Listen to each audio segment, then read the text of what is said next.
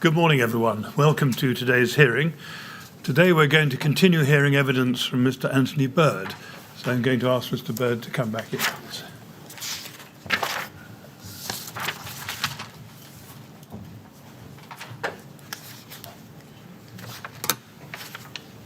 Good morning, Mr. Burd. Good morning, sir. Ready to carry on? Yes, sir. Thank you very much. Yes, Mr. Phillips. Good morning, Mr. Chairman. Good morning, panel members. Good morning, Mr. Bird. Good morning. You may recall that yesterday afternoon when we finished, we were examining together the subject of BS 476 Parts 6 and 7 and its potential withdrawal from either from the British Standard or from ADB, and particularly Diagram 40. Now, I'd like to look next with you at a document on the same theme, CLG 100042229, please.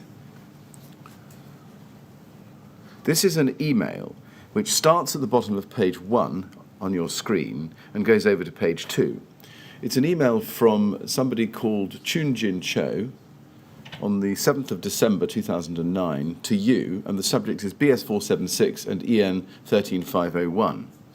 And he says, I am Mr. Cho from the Fire Safety and Shelter Department, Singapore. Can I seek your assistance to clarify the equivalent standards of EN 13501 and BS 476? If you are not the officer concerned to answer my queries, I would appreciate very much if you could direct the questions to the relevant officer. And then if you turn the page, please, to page 2, he says this. Currently, Singapore is adopting BS 476 parts 4/11 and part 6/7 to check the non-combustibility and flame spread properties of material, respectively. There were many inquiries from suppliers on the use of EN standards instead of BS for the relevant test. We've checked the relevant information from the website and found that there were many write-up mentioning the equivalency of EN and BS standard as follow. And then he sets out two columns, as you can see, UK class and Euro class. And you can see how they relate to each other, yes? Yes. Naught and against B or better under the Euro class column. And then paragraph 3, he says, while we go through document B, there is mention of Euroclass A1 and A2 considered as non-combustible and limited combustibility, respectively, but there is no mention in document B that Euroclass B is equivalent to Class 0, BS 476, Parts 6 and 7, and Euroclass C is equivalent to Class 1 and 2. May I seek your good self to clarify whether it is a regulation or mentioned in document B that the following are equivalent? UK class and Euro class, two columns again, 0 as against B or better, 1 and 2 as against C or better, etc. You see that? Yes. And he asks for your assistance.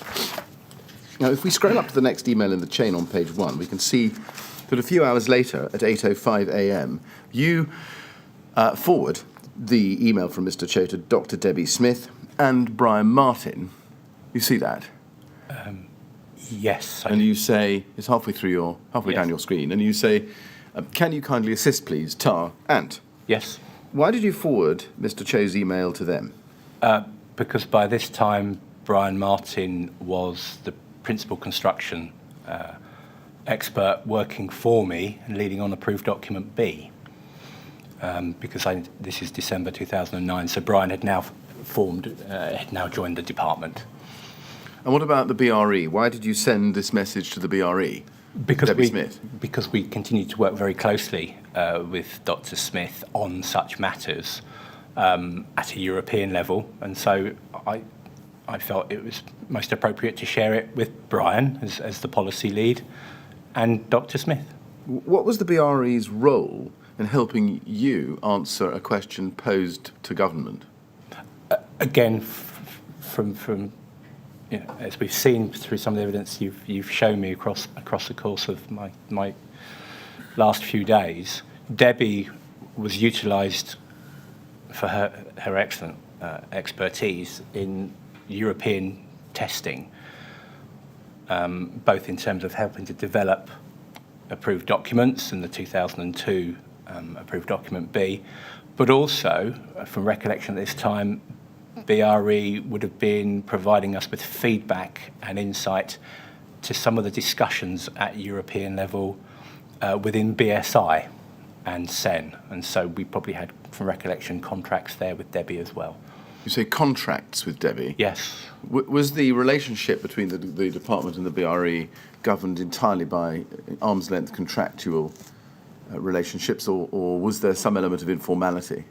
There could potentially be aspects of informality, but from recollection, Debbie and her team would have been under contract to support us on standardisation at a European level. And looking at the timing, I would have thought that was in place at this time as well. I see. You say Brian Martin was by now the principal construction professional. Yes. Was there anything in this question that you couldn't answer, but you felt he was better placed to answer?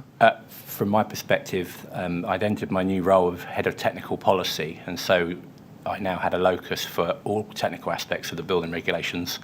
And so bringing Brian into the department to lead on Part B meant I could focus my attention more broadly on other activities. I understand that as a description of your different roles in the hierarchical sense, but in relation to the substance, what was it about Mr. Cho's question that you were not adequately equipped to answer?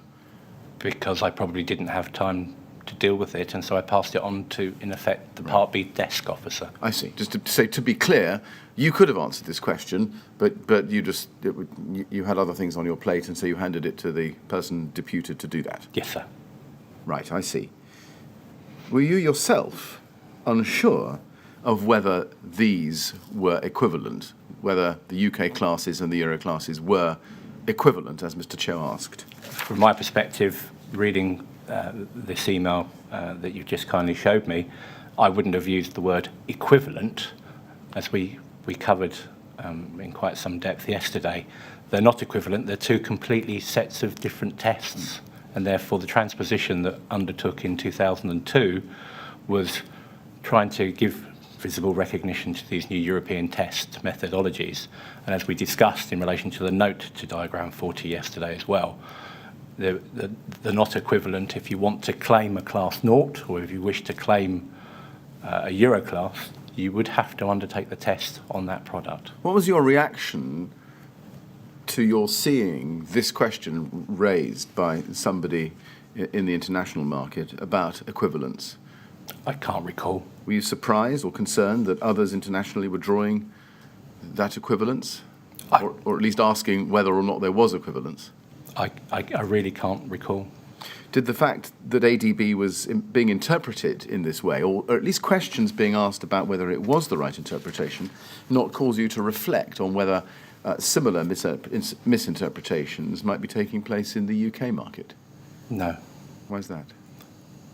Because in terms of looking at the email, and I can't remember this coming in this email, I would have had a quick glance through, and then I passed it over to Debbie and Brian for them to consider. I can't even be sure that I picked up on the equivalence issue in my cursory look and passing it over. So it didn't strike you at the time, did it then, receiving this, that the small print at the foot of diagram 40 was perhaps in some quarters either not being read, or if it was being read, was being misunderstood? It was an email coming in asking a question from another regulator, I believe, outside of the UK. I would have just considered it and passed it through. Right. Were you aware, standing back a little bit from this email, at this time, or indeed at any time, of manufacturers simply stating an equivalency between Class 0 and Class B without carrying out the European testing, or without carrying out the Class 0 testing? Not that I can recall, no. Right. So you weren't aware, is this right, you weren't aware of any manufacturers or any certification bodies saying that because a product had passed Class B, had achieved Class B, it could be regarded as having Class 0, or vice versa? Not that I can recall. Let's go up to the top of the email chain there on your screen. You can see on the 22nd of December 2009, Debbie Smith sends an email to Brian Martin. You're not copied in on it. With an attachment, letter BM to Cho, and it says, Brian, please see a draft response as discussed. Happy Christmas, Debbie. Now, as you've told us, of course, Brian Martin, by this point, no longer worked at the BRE, but in the department, didn't he? He did. I think he started in 2008 at the department. That's correct. But that was after a period, wasn't it, of working part-time for the department and part-time for the BRE? That's correct. Do you know when that started? That would have started on his arrival into BRE. So from recollection, Brian joined BRE to take over from a gentleman called Richard Reed. Richard Reed. Who was a technical advisor to the department on a part-time basis. Richard was due to retire. Brian was appointed within BRE, and therefore that naturally moved into Brian working part-time at BRE and with us then. Yeah, when did that start? When did that dual location, if I can put it that way, start? Whenever, forgive me, I can't recall what date Brian started at the BRE. Maybe 2002, 2003? We can pursue that somewhere Okay. else, but that's helpful. But did Mr. Martin discuss this draft response with you? Not that I can recall, no. Did the subject of the abandoned transition period, or the perhaps unstarted transition period, come up at all, or the subject of the end date, which had passed? In relation to this? In relation to this? Not that I can recall, sir, no. At this time, did you discuss the possibility of getting rid of the national class system, at least within approved document B, as a relevant standard with Brian Martin? We might have discussed it at some point in relation to future reviews, but I don't recall it at any point specifically. Right. Did this email therefore not prompt a discussion between you and Brian Martin, or to your knowledge, Brian Martin and anybody else, about the potential for getting rid of the national class system within ADB? No, sir. No. So at this time, just casting your mind back, was it the thinking that Class 0 would remain within Diagram 40, really, for the foreseeable future? So, again, from recollection, we'd been through the approved document B 2006 review. That was a fundamental review. From recollection, and it might have come later than this email, there was a consultation by the department looking to take forward a periodic review cycle to the approved documents, as it was felt to be quite ad hoc, and so there was engagement with external stakeholders to suggest maybe we should become more periodic and cyclical in how we undertake reviews. And I can't quite recall the timing, but there was a commitment in that consultation document at that point suggesting the next likely review point for fundamental review of Part B was 2013, from recollection. But as to whether that discussion was taken that BS 476 would have ultimately been withdrawn from reference in the approved document at that time, I can't recall if we'd had that discussion. Right. We know as a fact that Class 0 was not withdrawn until 2018 after the Grenfell Tower fire. Yes, sir. Why was it left until after the Grenfell Tower fire to pull it? From my perspective, I left the department in 2013. I know. And so in terms of commitments at that time for approved document B back in 2013, the one commitment that government of the day had made was that the approved document B would be revised, with the new version being in 2016 and 2017. Right. And that commitment was made in a response to the coroner overseeing Lakanal House. But as to why it took ultimately to 2018, I'm afraid I left the department in 2013. Now, in late December 2009, what was the status of the revisions that came into the 2010 version of approved document B? Forgive me, I wasn't. Brian was leading upon those at that time. I vaguely remember something in relation to recognition of the lifts directive. Yes. And the testing of fire testing of lift landing doors, and there was a need to provide visible recognition to that new European method of test. So I think that formed part of the 2010. But Class 0 didn't feature. It was, from recollection, it wasn't a fundamental review, and therefore Class 0 didn't feature.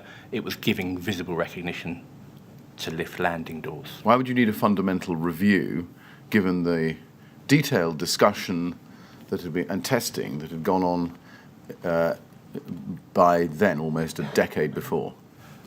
Why not just get rid of Class 0? Because that would be typically undertaken by method of developing a consultation, bringing together all the relevant research work in relation to what you're proposing, such as the removal of national classes, and then putting it out to consultation with a regulatory impact assessment for 3 months and gleaning comments back, working with the BRAC working party to develop the revised document, and then ultimately publishing. And therefore, well, by this time, resources were already being quite tight, and therefore, to try and do something like that, I suggest, just in relation to an important but small part of the approved document, might mean we never get to touch the approved document B for a number of years thereafter. And therefore, typically what was looked on for what became the 2010 approved document was an administrative recognition of the lift landing doors arrangement, with a view of ultimately, hopefully, doing a more fundamental review of Part B. And what about 2013? Why was Class 0 not considered for abrogation in 2013 when those changes came round? So from recollection, by that time, new government arrived by 2010. There was not, from recollection, a desire for government to undertake, or be very, very limiting on the reviews being undertaken in terms of the building regulations. And so the original commitment or suggestion that there would be something happening in 2013 didn't occur. Why would you need to go through this great panjandrum of a consultation process, etc., when in fact all of that work had been done in 2000 and 2001, particularly after the testing in 2001 and the reports to you in 2002? We could certainly refer back to that, but we are duty-bound to actually undertake public consultation, to prepare impact assessments as to the likely effect and benefit to the industry at large, and therefore, as a policy official, we can't just make simple change. Well, we can't make changes removing reference to national standards without going through appropriate procedures, including, for example, taking advice and consulting with the Building Regulations Advisory Committee. There was a very formal set process that we have to go through to make changes to both the regulations and the statutory guidance. Even if they were matters of life safety with some pressing degree of urgency, which urgency had not been felt in the previous decade? We would have to go through due process to undertake such things. Now, just help me, when in 2013 did you leave the department? December. So by that stage, this is right, I think, isn't it? The Lakanal coroner's recommendations had been published. Yes. For some 9 months. Yes. They came at the end of March. Yes. 2013, didn't they? That's correct. And we know that the minister's response to those recommendations, promising a full review of ADB by 2016, 2017, came on, this is right, I think the 20th of May. That sounds about right, Yeah. so yes. Did you have any role in the 7 months or so before your departure from the department in instigating any work on that review? No, not directly, from recollection. What had happened already by that time is that the department had let a number of further research contracts to support the next review of approved document B. I believe those research contracts, which were quite sizable, were let in 2012 with a view to them being published or made available to the department by 2014. So the ship had sailed, as it were. There was work underway being prepared that would inform the next review. Right. And that was happening. Right. Did you do anything in the 7 months or so between May 2013 and your departure to push the abrogation of Class 0 and the withdrawal of BS 476 higher up the agenda? For recollection, no. We'd had a commitment by government, to whom we serve, that there would be a new approved document in 2016 or 2017, and so that would amount to a fundamental review supported by the research to which I just referred.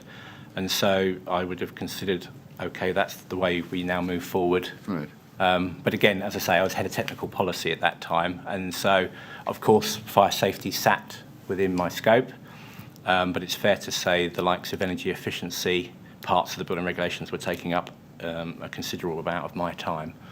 But as I say, government had set a date of 2016, 2017 and for a new ADB. Yes. And if the new ADB in 2016 and 2017 was going to remove Class 0 based on BS 476 Part 6 and 7 and came out even in 2016, that would mean, wouldn't it, that some 15 years had been allowed to elapse between the testing done with public funding by the BRE under CC 1924 and the date of its removal. That would be correct, sir. But the point that I would add as well, in 2013, it was quite an important point because that is the time that government decided that with the advent of the construction products regulations, CE marking became mandatory in the UK. And therefore, by virtue of where the test methodologies were available in the product standards, you now had to apply the CE marking to the relevant products and have them tested to the new European methods of test, producing a declaration of performance. So in 2013, that had happened as well. Why is that relevant to the continuing to keep Class 0 and Diagram 40 unamended between 2013 and the date of the Grenfell Tower fire, which spans the entire period promised by government for a review of ADB, doesn't it? Sorry, could you ask the question again, please, sir? Yes, why is what you've just told me about the CE marking relevant to the fact that government kept Class 0 within Diagram 40 and indeed Diagram 40 wholly unamended during the entire period between 2013 and 2017? So I'm sure we'll cover approved document B 2006 at some point, but from the perspective of the European standards, it took a number of years for the harmonised product standards, the test methodologies and classification, but even around 2006, 2007 onwards, they weren't complete in their publication. So there were still situations where there were products and product standards that, whilst they had reference to methods of test, there wasn't what we call fixing and mounting standards that told you how to actually test those products.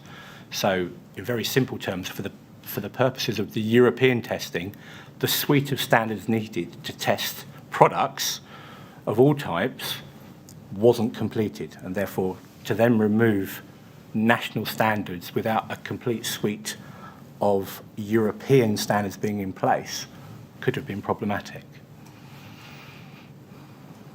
Well, just help me with this. Would it not have been possible for the government, even going through the bureaucratic process which you've described, to have amended approved document B simply to say that all elements to the external wall must be of limited combustibility?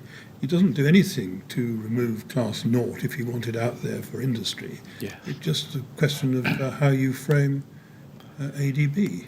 Yes, sir, that is one possible way. Again, if that were to happen, it would, of course, be subject to consultation and similar. It's quite difficult raising it here, given the public inquiry into which I'm referring to. We are also mindful, too, that we had fires of special interest reports coming forward to inform the department of what was happening.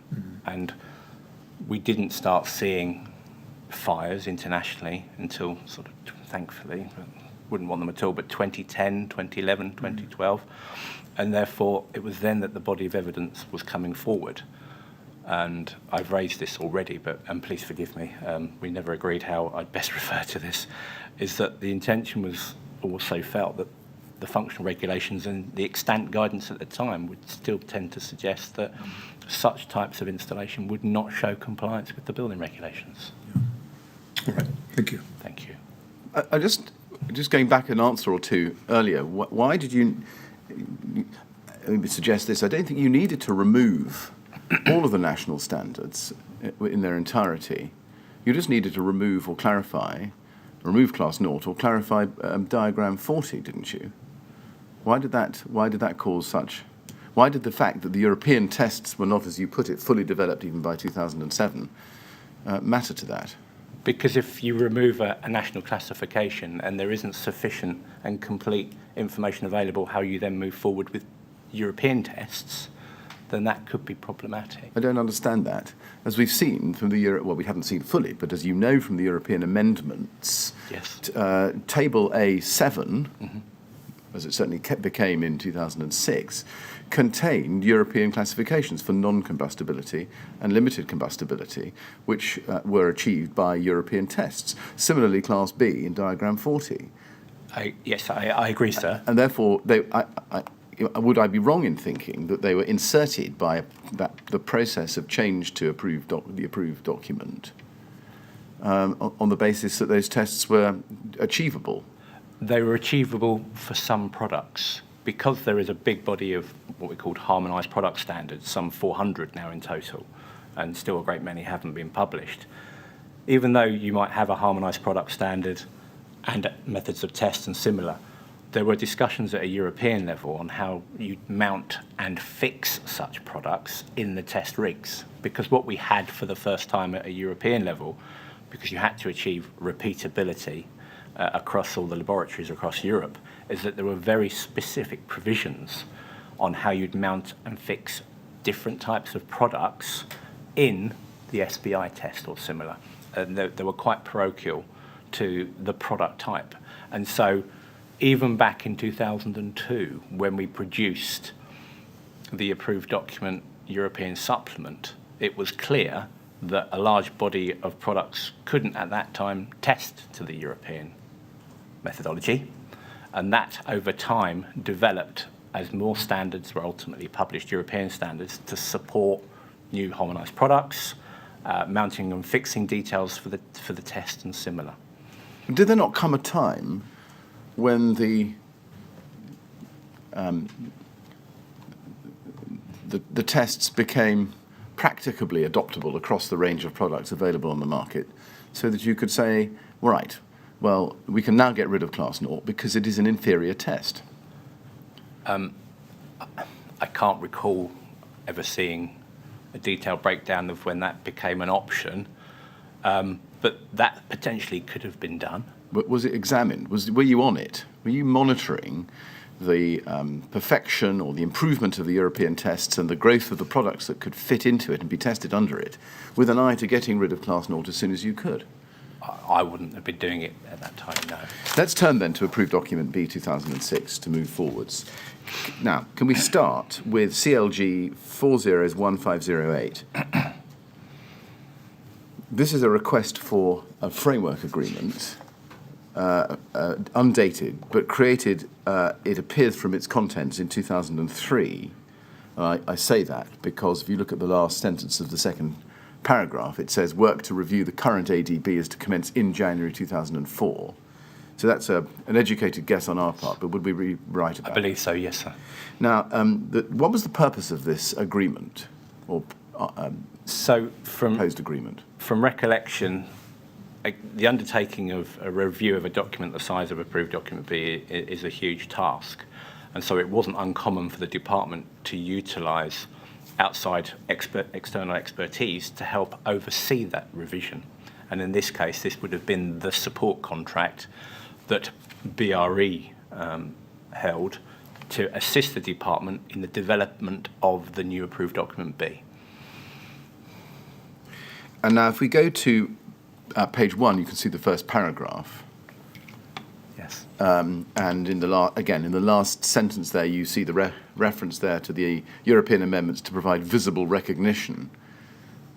Yes. And then if you go to page 2, you can see aim and objectives at the top of the screen, on top of the page, with 2 tasks.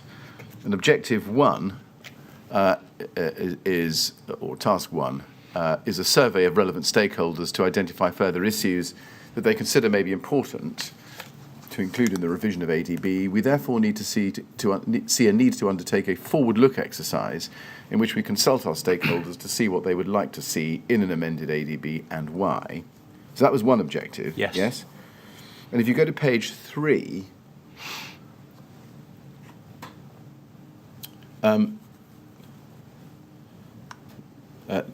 there's objective 3, or task 3, and the bullet points there. And under task 4, technical support to officials in the drafting. You see that? Yes, I do. Yes. Now, there are other things in here as well, but can we take it that this document contained all the objectives of the government in amending ADB and the processes by which it would go about that? It contained the expectation of what we needed from the contractor, BRE, to undertake it. In terms of commitments of what government were expecting, a large part of what comes forward included what was learnt from the forward look to which you referred, yeah, and ultimately public consultation as well. But this was the broad framework in place for the work that BRE would undertake to support the department in completing the approved document B 2006. Now, the contract was let to the BRE. Let's look at the BRE's proposal for it. It's a BRE 401953, dated the 23rd of March 2004. BRE 401953. And you can see at the foot of the page the date, and you can see its title, and it's prepared for ODPM. Yes. Which is the department at this stage. Now, the closing report to that, we can go to it if we need to, was addressed to you personally, obviously in your capacity as official. Does that tell us that you were overseeing the carrying out of this contract? In effect, yes. You were? Yes. Now, let's go then to BRE 401953, page 7 of this document, and you can see the BRE's proposal here and the proposal objectives, and under task 1, paragraph 1 is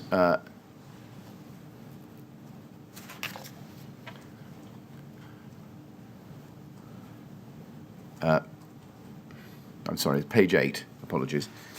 Page 8. If you go to page 8, you can see proposed objectives, and task 1 and the specific objectives of task 1 are: 1, to conduct a forward-look exercise with stakeholders by means of a targeted questionnaire, face-to-face workshops, and other innovative techniques, such as the setting up of an internet focal point to obtain information on the issues they identify to be important and requiring revision. And if you go forward, please, to page 10, under Programme of Work, Item 4, Task 1, Forward Look, you can see the proposal in more detail there. And in essence, it's right, isn't it, that was intended as a wide consultation?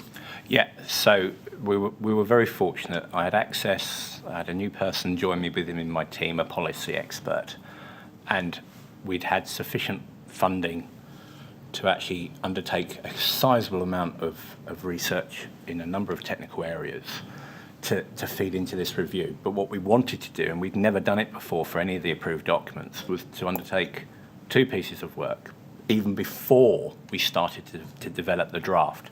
The first of which was the forward look. So this was very much about reaching out to industry and stakeholders to better understand what they would like to potentially see in a future approved document B and why. Yeah. And if we go to page 11, 4th paragraph down, it says, the forward look exercise is a new approach to the process of revising parts of the building regulations and will not be familiar to many of the key stakeholders. As such, care will need to be taken to ensure the widest possible audience. As well as a general press release, we will approach all the relevant trade and professional bodies and ask them to promote the questionnaire to their members. Now, so that's the consultation exercise that was proposed by the BRE and was, I think, accepted as part of the contract that was let to them. Yes. Yes. Now let's then go to the forward look report. That is at CLG 401527, please. And on the first page, you can see that it was prepared for you.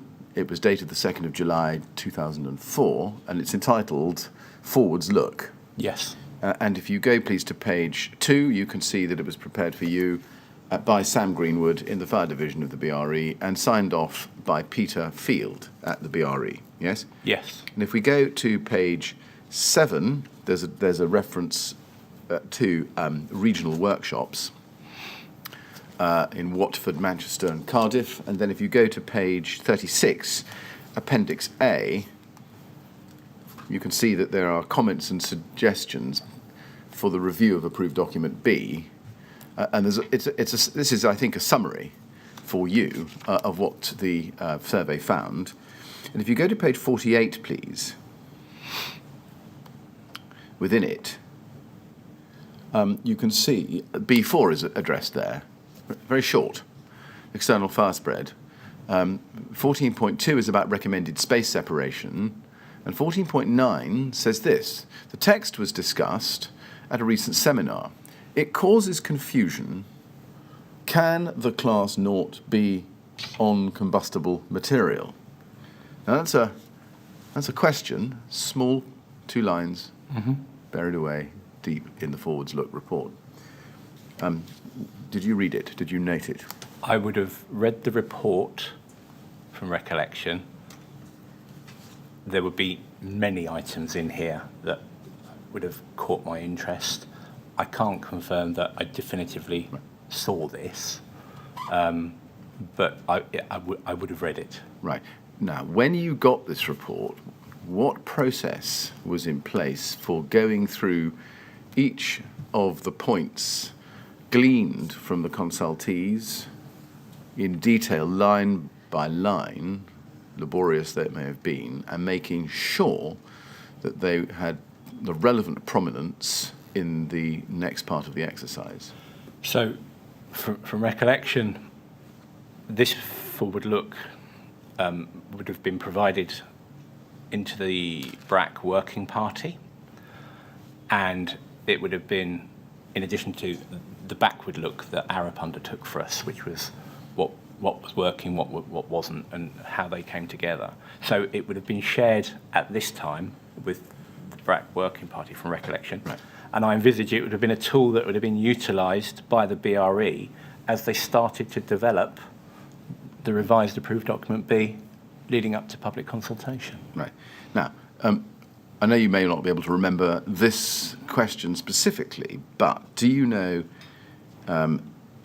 who was saying that the text of ADB dealing with external fire spread causes confusion?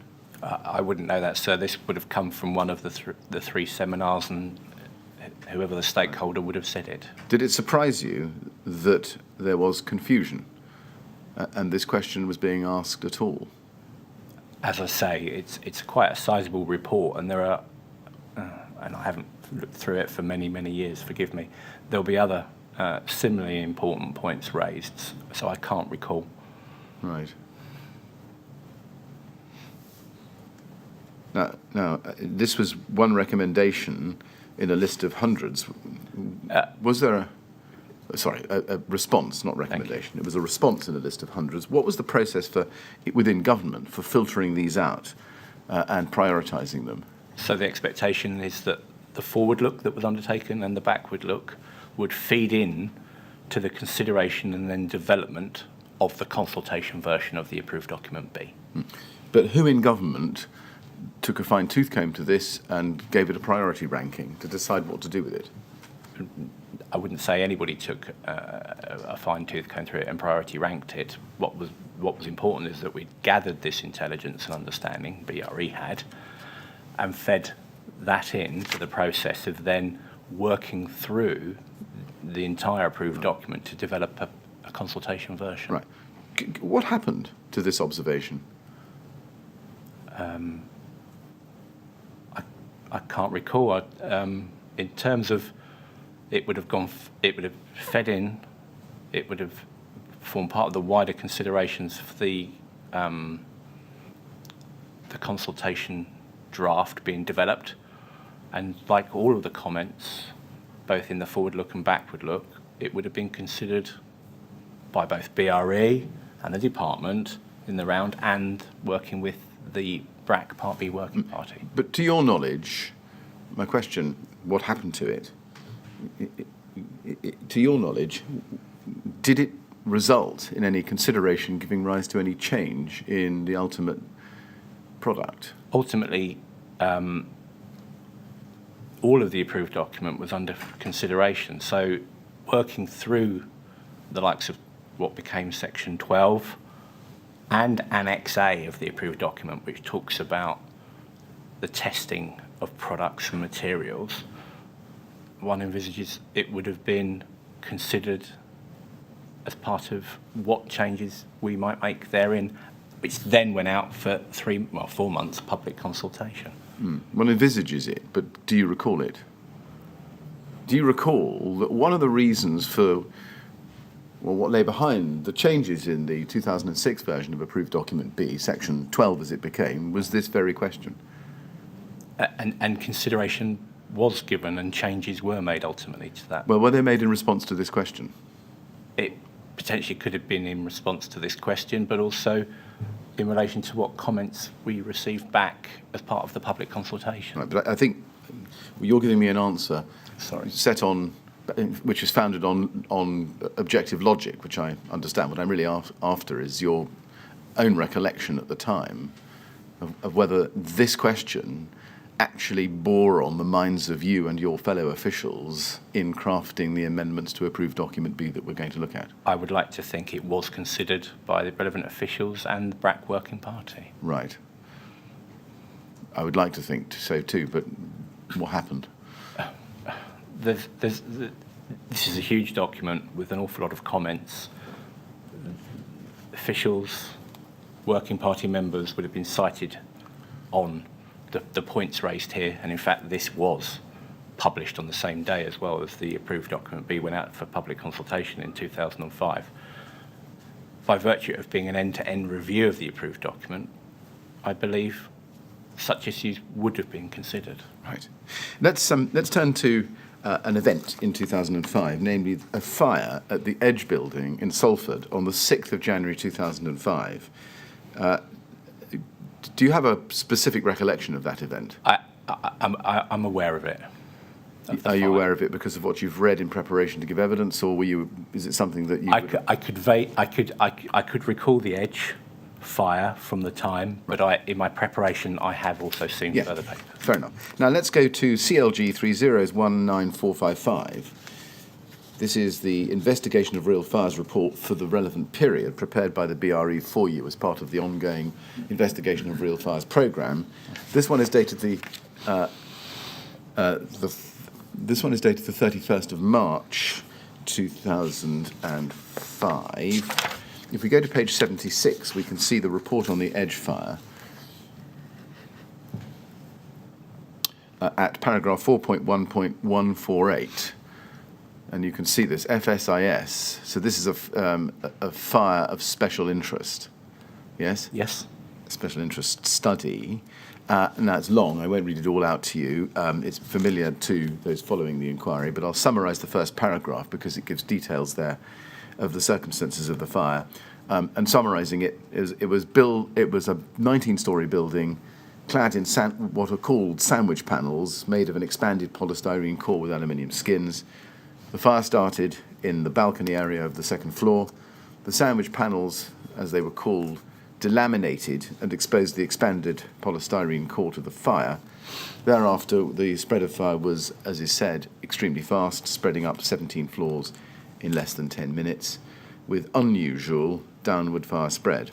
Now, that is summarising that long paragraph. Looking at the final paragraph on page 76, it says this: it was not possible to establish if the cladding system had been installed complete with cavity barriers at floor level in accordance with the approved document B, but Fire and Rescue Service sources believe that this was the case. However, The fact that the fire burned so rapidly through the core of this type of sandwich panel means that even if the construction complied with the current guidance, the rapid fire spread through the panels themselves would not be restricted.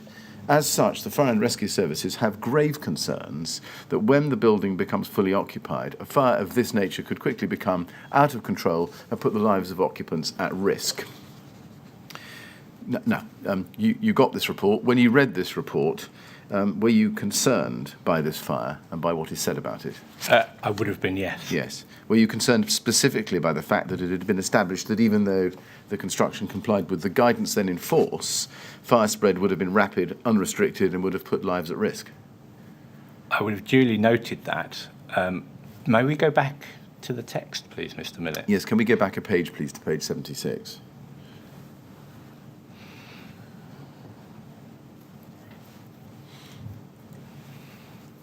So my immediate question would have been, does this arrangement comply in terms of my concerns over the use of combustible insulation at height?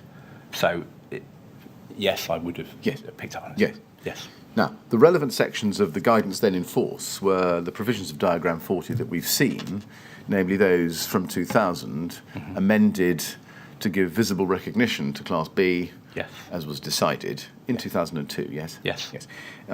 Did you or anybody else, so far as you know at the department, consider that this fire at the Edge and the findings in the Investigation of Real Fires report here might need to be communicated immediately to Fire and Rescue Services nationally, and to designers, to builders and others involved in construction?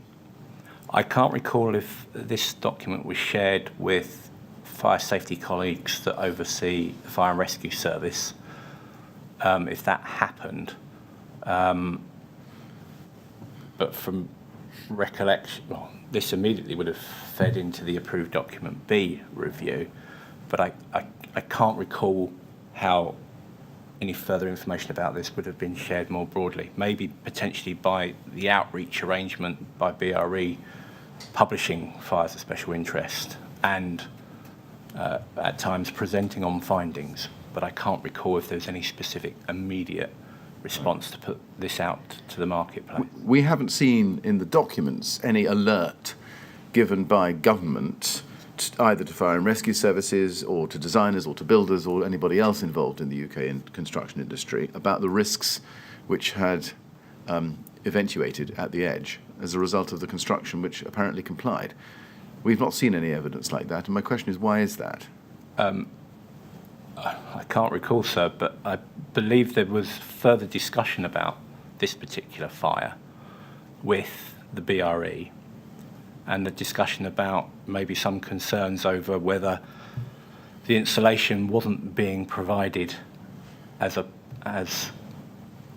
product for the purposes of providing thermal insulation. It was there as a stiffening filler type material that wasn't necessarily being recognised, potentially in this case, as needing to be a material of limited combustibility. I'm also mindful that this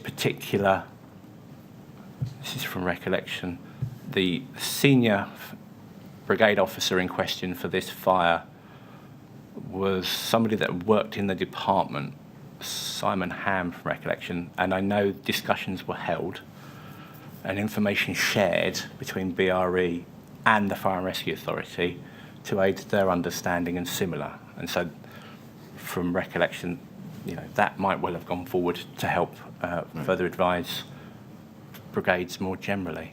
Now, leave aside, because we'll come back to it, the process of amendment and the relevance of this fire to the amendment. Leave that on one side for the moment. My question is, a prior one, when you saw the report on the Edge fire and the fact that although this type of sandwich panel had facilitated rapid fire spread, nonetheless it complied with current guidance, why wasn't the market, as it were, and Fire and Rescue Services across the country alerted immediately to this risk? From recollection, I would have probably wanted to understand more information in relation to this fire. And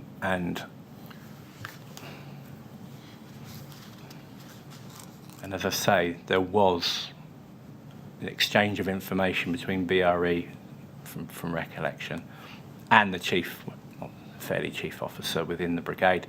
And so that such learnings were being shared at this level. My immediate thought on this was to think about what this might mean, as you've already suggested, sir, that what we'd have to do if this was, something that we need to bear in mind for the Part B review. Certainly. But discussions between the BRE or one or two fire and rescue services is not the same thing, is it, as a general alert across the whole of the UK construction industry? No, it's not.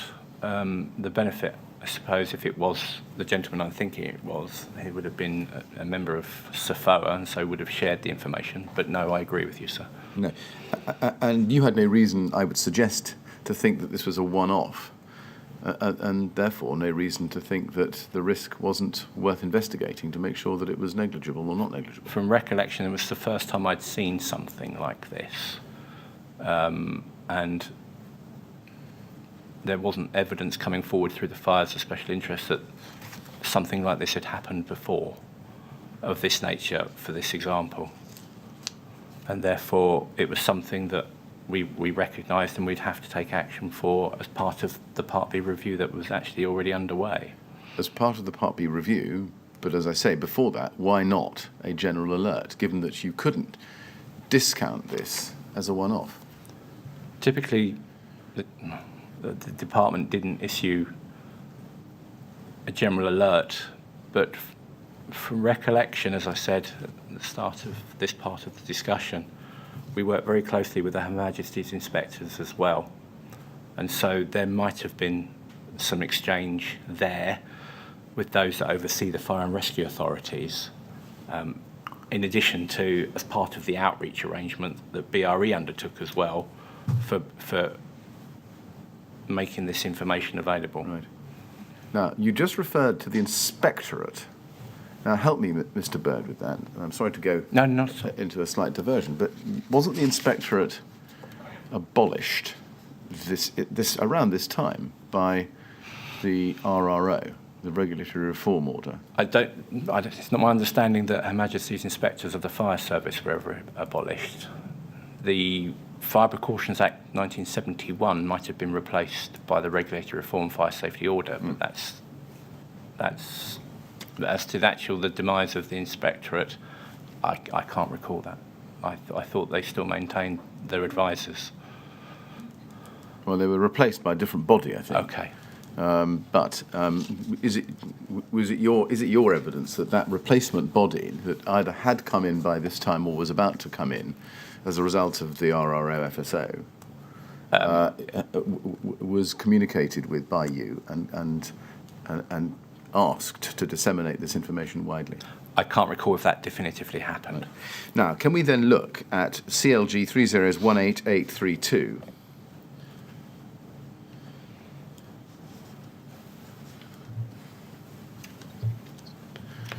And now this is an email from Brian Martin to you on the 18th of January 2005, copying in Sarah Colwell, Martin Shipp, Sam Greenwood and Peter Field, as you can see. Yes. And it says this: Anthony, having reviewed the recent cladding fire in Manchester and having received a number of technical inquiries on this issue, Sarah, Sam and I have come to the conclusion that the guidance in ADB on external wall construction is in need of clarification. This appears to be as a result of changes in construction practice, whereby the intent of the original guidance has been circumvented. I've attached some proposed changes to the current version 12 draft for consultation.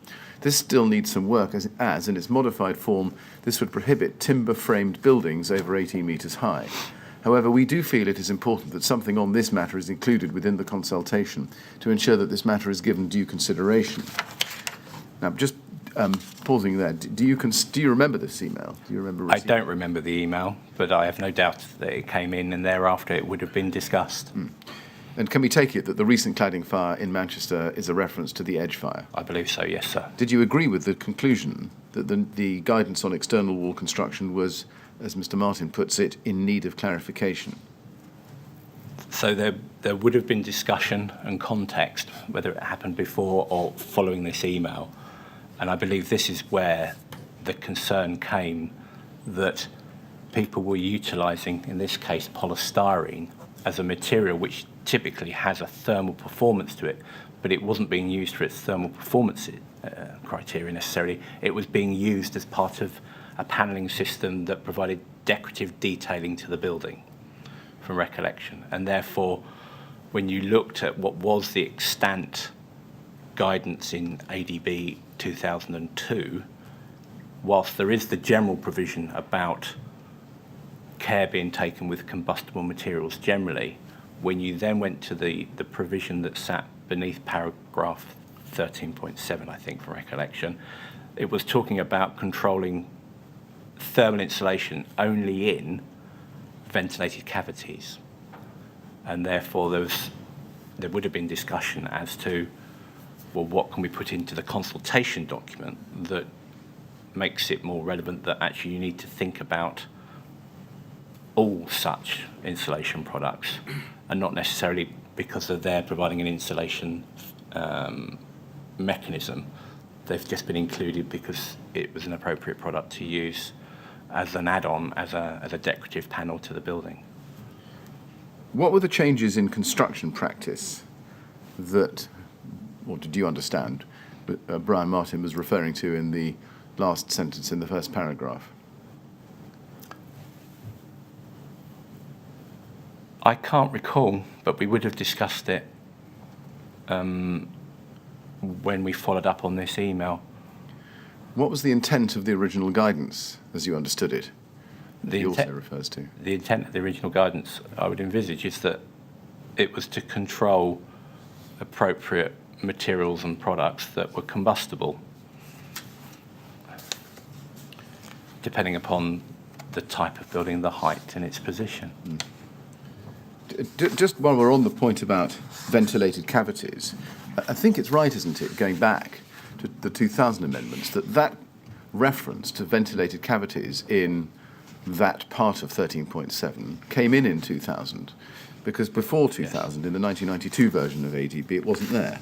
Correct, sir. Why was it introduced in 2000? As we discussed on Thursday afternoon, I just arrived into the department in 1998, working to Tony Edwards, the principal fire safety professional. What became the 2000 edition of the ADB had already been out for public consultation and had then come back in. And therefore, I can't recall what the reason was. Okay. Now, continuing with the second paragraph of his email, you can see that he says, he attaches some proposed changes, and then he says, this still needs some work, as in its modified form, this would prohibit timber-framed buildings over 18 metres high, exclamation mark. Yes. And then he goes on, as we've seen. Let's go to the attachment. It's at CLG 30188833. Bearing in mind the sentence I've just read to you. Now, you can see that what has happened here is that he's taken a text which now says external surfaces with 11.5 and 11.6. Do you see that? Yes. With some changes within it. And under the external wall construction, 11.7 and 11.8. Mm-hmm. Yes? Yes. And under 11.8, you can see that he has deleted the words ventilated cavities in, hasn't he? Yes, he has. And if you look at the second line of 11.8, you can see the words or any other material. I do. Now, those words weren't in fact in the 2000/2002 version, were they? No, they were not.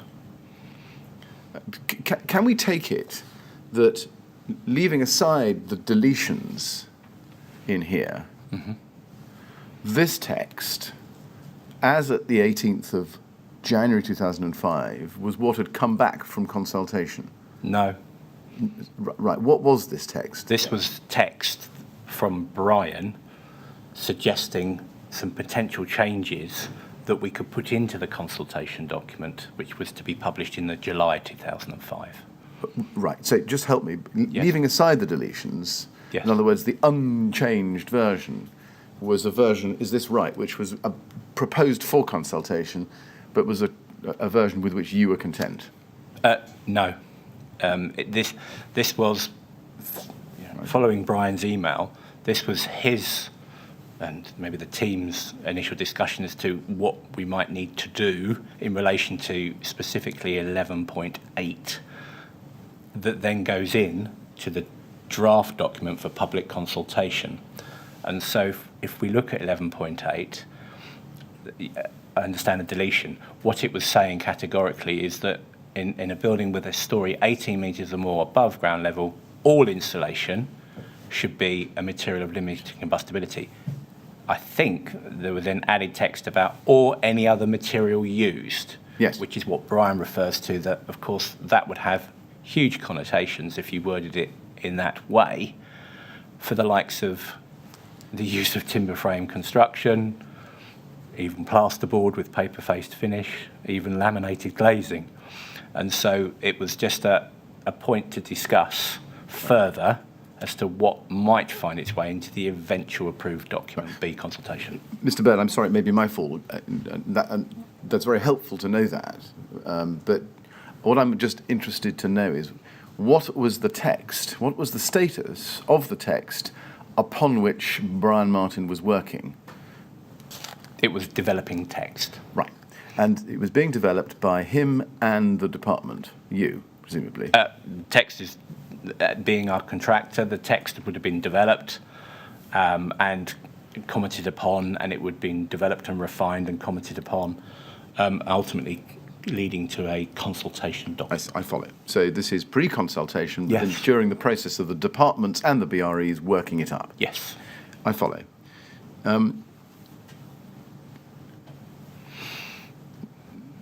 Do you agree that the effect of Mr. Martin's changes as proposed here would have been to have made clear that any material in the external wall construction should be of limited combustibility?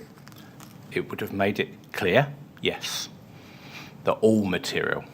And indeed, exactly, indeed, adding the words or any other material and deleting the qualification used in ventilated cavities, or in ventilated cavities if you like. Yes.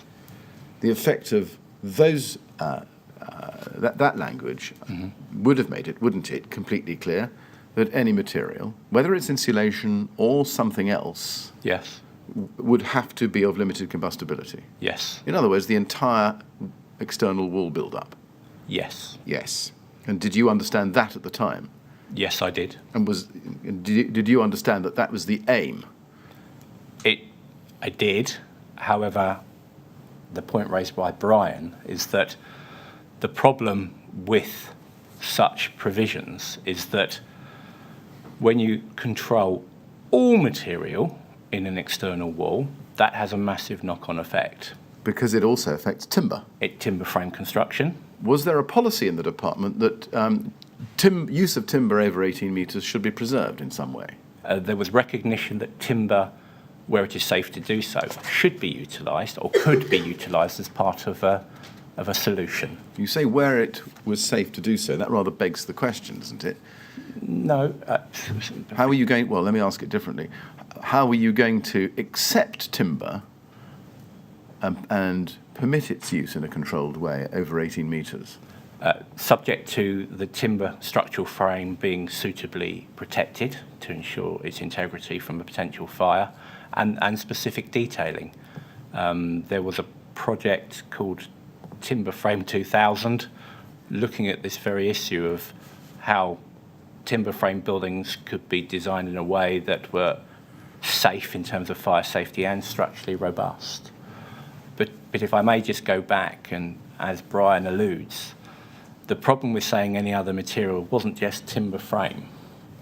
It would have a knock-on effect that typically if you were laying plasterboard up as part of the construction, it wouldn't be allowed because it's typically paper-faced. If you're including windows and glazing units, which might have e-coatings on them or polymers if they were laminated, that would in effect limit their use as well. And so this suggestion would be rather wanting and very, very limiting, to the point that it would restrict an awful lot of elements that we would otherwise normally accept. Right. So, does that tell us that your understanding of his message and this draft was that he did not wish to achieve a wholesale ban on materials in the external wall build-up that were combustible in any way? I think the discussion that would have followed on this would be that has some quite fundamental implications. We need to think about that more carefully. Right.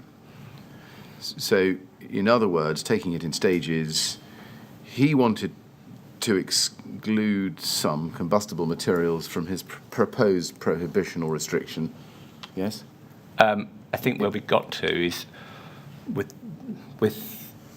the edge fire to the back of our mind was actually, in that instance, we're bothered about all insulation, wherever it is, and then thinking about where, if we need to say anything further about other material more generally. Do you recall a discussion with him or with the BRE about how to go about putting in place a restriction which accepted some kinds of material such as timber or plasterboard with a paper face, examples you've given? We would have discussed the development of this paragraph for feeding into the Part B review. Right. But as to where we got with that, I can't recall, sir. Right, but the roots of this are important. And do we have your evidence as follows, that at this time, after the edge fire, it was not your intention and not the government's intention to introduce a wholesale ban on materials in the external wall build-up which were combustible?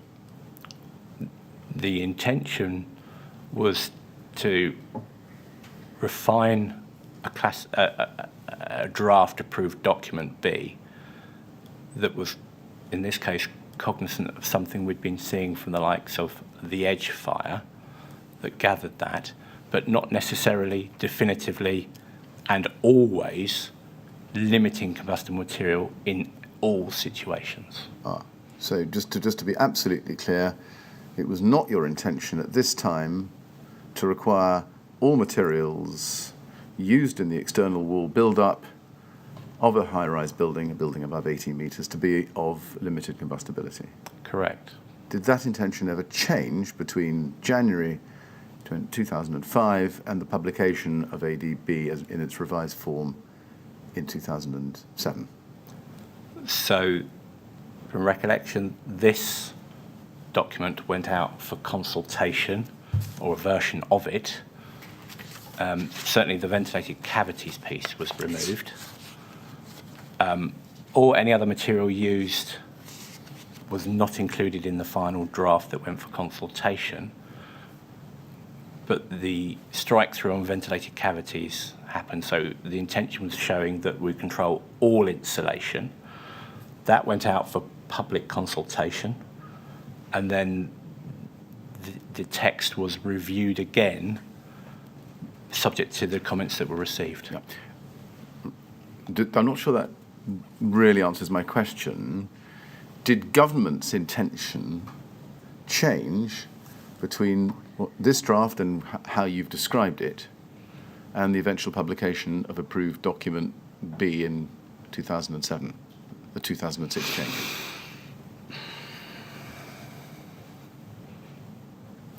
It changed in the context that it was quite clear that one would always, you have got the overarching provision that is 11.7 anyway, about the perceived risks.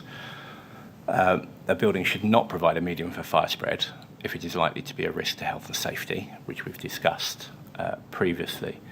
But as for the specific guidance in 11.8, it was recognised that we needed to control insulation generally wherever it should be positioned, or actually any material that could be combustible, ultimately, that might be provided in a building and not thought about because it wasn't performing a thermal performance or meeting a thermal performance requirement.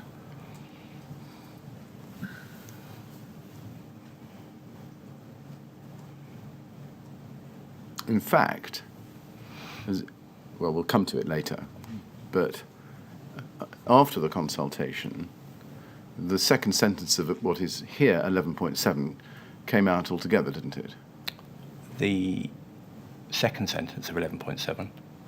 The use of combustible materials for cladding framework or of combustible thermal insulation as an overcladding or in ventilated cavities may present such a risk in tall buildings, even though the provisions for external surfaces in diagram 40 from recollection may have been satisfied. Sorry, sir.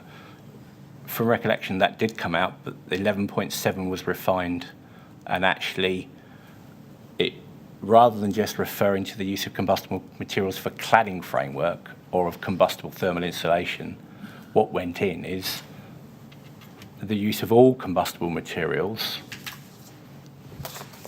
can be an issue in tall buildings. So it was actually, that piece was actually expanded to make you think about buildings and design generally. So that was expanded as the warning. Think about what you've got, and then what became 12.7, I think it was 12.7, 11.8 here. That specifically, no doubt we'll discuss, picked up the issue of insulation and filler material. So again, it's very, forgive me, sir, it's quite difficult without it in front of me. This whole suite in what became Section 12 was revised and, from recollection, reorganised as well in terms of how it flowed and how it covered external walls. Coming back to my question, does it work like this? This draft, pre-consultation, with its amendments, you agree would have had the effect of requiring all materials in an external wall build-up over 18 metres to be of limited combustibility, but that was too much or too blunt an instrument and too much of a requirement, too restrictive, because you wanted to preserve the uses of timber frame buildings and possibly paper-faced cementitious particle board and perhaps other products. So we're looking for something less than such a restriction. Yes. And did that intention, did that governmental intention ever change, one way or the other, between January 2005 and the eventual publication of the 2006 amendments to Approved Document B in April 2007?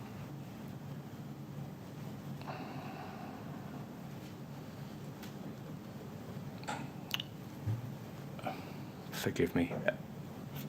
So from recollection, we strengthened what is here 11.7, which is the overriding consideration piece, to include think about all combustible materials.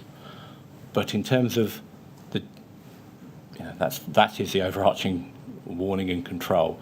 But for specific pieces in 11.8 here, that became insulation material and fillers in the 2006 approved document B. But as I say, from the point of view you're referring to government, this was a draft being developed to go into a draft for public consultation to then respond as part of that process. I'm sorry to nag, but I'm not quite happy with No, as okay, an so answer. forgive me. What I'm after is a fact. And we have your evidence about the fact of the government's intentions at this stage, and we've got that. What I'm asking you is, as a fact, did the government's intentions change between January 2005 and April 2007, when the 2006 amendments were published? There was some change in intention by virtue of the changes ultimately made in the 2006 approved document. Well, the changes in the 2006 document might reflect the changes in intention. But what I'm after is, what was the change in intention? The intention on this occasion was to very specifically capture materials that were being used in a way that perhaps they weren't originally intended for. And so we were trying to specifically and definitively capture, in the case of 18 metres or above, thermal insulation and filler type material. Right, let me try one more time. When this was eventually published, and it wasn't in this form, No. Was it government's intention to require all significant elements of the external wall build-up over 18 metres to be of limited combustibility? Not always, no. Not always, no. Right. And the not always would be, is this right, timber, paper-faced products, Those sorts of materials, yes. and what else? Laminated glass, skirting boards. The words as given here would capture an awful lot of materials, and that would have been enough to raise concerns that is not the intention, to do that for all materials in this way, for all situations above 18 metres. Mr. Burd, thank you very much. Is this a convenient moment? Yes, I think it is. We'll have a break now, Mr. Burd. We'll come back at 25 to 12, please. And again, don't talk to anyone about your evidence when you're out of the room, please. Thank you, sir. All right.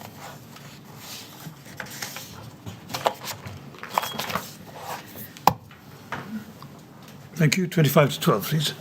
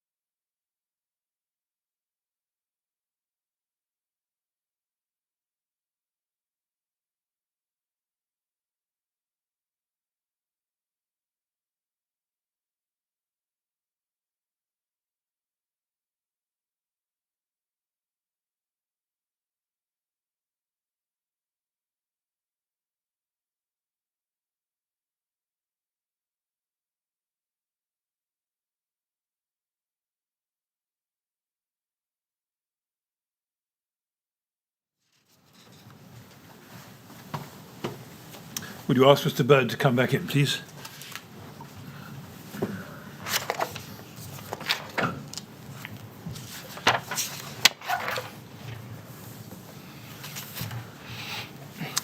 All right, Mr. Burd? Yes, sir. Thank you. Yes, Mr. Phillips? Yes, thank you, Mr. Chairman. Mr. Burd, can I just go back to the investigation of Real Fire's report and page 76, where we looked at the Edge fire? The reference to that is CLG 3019455, page 76. And if you look at the last paragraph on that page, we looked at it together. Yes. And the third line, however, the fact that the fire burned so readily through the core of this type of sandwich panel means that even if the construction complied with current guidance, the rapid fire spread through the panels themselves would not be restricted. Now, we can see from the email that I showed you of the 18th of January, 2 weeks later, that there's no reference or hint in that correspondence that either you or Brian Martin or the BRE thought that this type of sandwich panel clearly didn't comply. We don't see that in the correspondence, do we? In terms of the correspondence, the report here? Yes. No. No. And that is what led, therefore, to concerns that ADB might need to be changed, isn't it? Yes. Yes. But similarly, nor do we see any reference in the correspondence to the fact that the builder had overlooked in some way the second sentence of 13.7, what one might call the warning that even though the external surface complied with diagram 40, it might not necessarily be good enough to meet the functional requirement. My question is, did this report on the Edge fire not lead you to think, or perhaps to question your previous assumptions, that the warning contained in the second sentence of 13.7, to the effect that even though it complies, it might not meet the functional requirements, wasn't getting through to industry? I can't claim that I thought that at this time. Right. Well, sorry to interrupt, but did you wonder how could it be then that these panels have been placed on the outside of this building? Because from your point of view, something had gone badly wrong. Yes. Yeah, that's a fair comment, sir. It would have been a surprise that this was happening, and in terms of the reference to the last sentence, talking about what may lay beneath a Class 0 material, again, the concern being that the overarching provision within the approved document B is to think about all materials in terms of combustible materials and what that might lead to. It would have been a surprise to me that this was happening. But again, from recollection, some aspects of this product was it wasn't being used for thermal insulation purposes. It was a detailing issue from recollection as well that would have been discussed, and therefore there could have been people thinking it's not being used for the purposes of insulation, it's actually for a decorative finish, and therefore that would have come out, I'm sure, in the discussion that ultimately followed from Brian's email. But with respect, Mr. Burd, that doesn't touch the point, does it? Because your point is that there is a sufficient warning Yes. of the need to check everything against the functional requirement. This builder, Yes. or whoever specified these panels, appears not to have done that. Or if he did it, he didn't understand the warning clearly enough.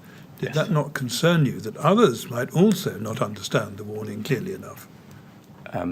I can't recall at the time, but it would have been a point that I would have thought through, I'm sure, and ultimately led into the discussion that we had a few days later in terms of what more we could do in the approved document B, which was instigated by Brian's email. But yes, sir. All right. Thank you very much. Yes, Mr. Phillips. Yes. Can we then turn to the consultation? And first look, please, at CLG 3013671. Now, this is a ministerial submission from you, Mr. Burd, dated the 24th of May 2005, to Yvette Cooper, who was then the Minister for Housing, yes? Yes. If we go to paragraph 1, you can see that you seek approval to publish the consultation on Part B, And paragraph 2, you can see the recommendation. You agree to the publication in bold. You say, as soon as possible, of the Part B ADB consultation package. And then under 3, you can see timing urgent. The published commitment is to launch the consultation in spring 2005. What had made it urgent? Potentially the enormity of the task at hand. You typically work to a timescale with an approved document where you were bound by, in effect, the regulation publication dates of the months of April and October. And wherever possible, one would try and give as much time to the marketplace on publication of the finalised approved document to aid dissemination and understanding. And so I envisage that, given the size of this consultation, and it was a full review. In addition, this was the first time we had broken the approved document down into 2 component parts, dwellings and buildings other than dwellings. And just the sheer time it had taken to get this far. Can we look at page 2, please, paragraph 11? Under consideration, yes? Yes. You say, or it says, also, the potential impacts of not consulting on the proposals for tall buildings at this stage, even as minded to, could be significant. And then if you look through the bullet points, you can see increased pressure from Fire and Rescue Service and Fire Brigades Union, a probable small number of fire deaths which could nevertheless have been avoided. And then third, severe criticism of government if significant public deaths or losses occur, which could have been mitigated by the measures proposed. Now, with those concerns and the need for urgency, a consequence of the fire at the Edge? No, they were not. From recollection, this was in relation to the work following 9/11 in New York, where a sizable package of work was undertaken looking at the physiological capabilities of firefighters in tall and deep buildings. And as part of this particular review of Part B, there were provisions developed off the back of real fire experiences and fire research to see what additional facilities and provisions we needed to provide the fire brigades for when engaging in search and rescue. And that's why when all the consultation package was published, all of the supporting research reports under the auspices of the Building Disaster Assessment Group were also published. Now, can we turn to ADB 2006 itself? This is at CLG 1607, please.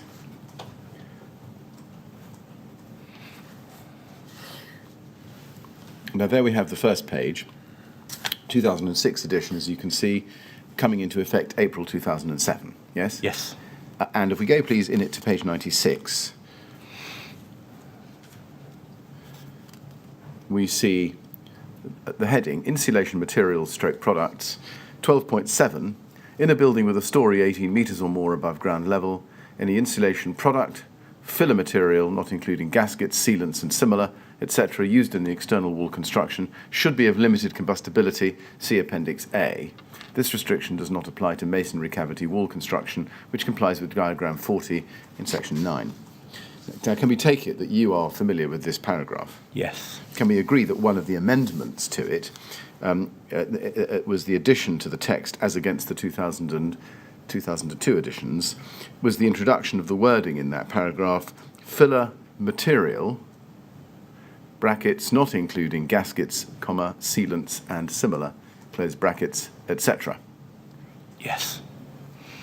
Can we also agree that the previous wording that restriction applied to insulation material used in ventilated cavities in the external wall construction? Yes? Yes. And the reference to ventilated cavities in was removed? Yes. Yes.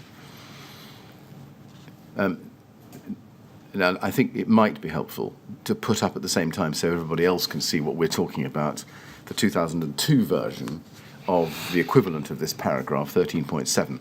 That's CLG 140740 at page 89.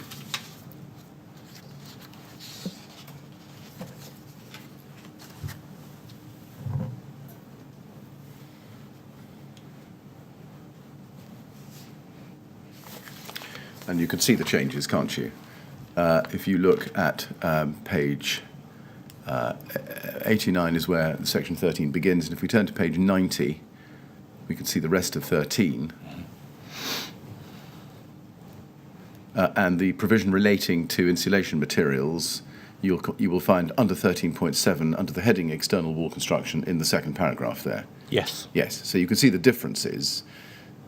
Originally, it had no heading of its own. It was called, it said insulation material used in ventilated cavities in the external wall construction should, whereas in the 2006 version it said it had its own heading and its own subparagraph. The heading was insulation material stroke products, and it now referred to any insulation product, filler material not including gaskets, sealants and similar, etc., used in the external wall construction. Yes? Yes. So those are the changes. Now, I want to explore next the origin of those changes with you and what you understood them to mean at the time. We've seen the Brian Martin email on the 18th of January 2005 suggesting that 13.7 as it was should be clarified, and he proposed in his draft, as we've seen, to delete the three words ventilated cavities in. Yes? Yes. We've covered that. Now, let's go then to CLG 6022, please. This is the draft of the 2006 edition of approved document B as it was sent out for consultation. And you can see that from the first page because it says the proposed new edition. Yes? Yes. Yes. And it's dated July 2005 and it comes from the ODPM. Correct? Correct. If we scroll gently through pages 3, 4 and 5 and start at page 3, that's B1, and you can see the amendments in blue, can't you? Yes. Page 4, we continue, B2, B3, some changes there. This is just to the index. Page 5, if we go to that, B4, external fire spread, various different section numbers have changed. Yes. Yes. Portal frames has disappeared. And so we can see the changes in blue and new grey in text, I think. Correct? Correct. For example, if we go back to page 3 so that people looking at this document can understand it, if you go to page 3, you can see there under section 3, flats and maisonettes has been deleted, and instead you can see the word apartments in its place. Yes? Yes. Yes. Yes. Now let's go to page 147. Now, that is the heading external wall construction. The numbering has changed. It's no longer 13.7, it's 11.6. And you can see that it has a heading external wall construction. And in the paragraph immediately below, which is the second paragraph on the page, the warning in 11.6 is that the use of combustible materials for cladding framework or of combustible thermal insulation as an overcladding or ventilated cavities may present such a risk in tall buildings, even though the provisions for external surfaces in diagram 30 may have been satisfied. Yes? Yes. So that consultation document retained that qualification, if you like. Yes. Yes. Let's then look at the fourth paragraph on the page, which starts in a bit like under 11.7, as it was then proposed. That reads, in a building with a story 18 metres or more above ground level, insulation material used in the external wall construction should be of limited combustibility. Yes? Yes. And we can see there that the words in ventilated cavities had been removed, Yes. but there were no other changes proposed to that section of the guidance. No. Looking at, therefore, what went out to consultation, that shows, doesn't it, that the government was intending to require all material used in the external construction, as it says, to be of limited combustibility without exception. Sorry, sir, could you ask that question again? That shows, doesn't it, that what went out to consultation was a text which had no exceptions, but required all material used in the external wall construction Sorry, to be of limited combustibility?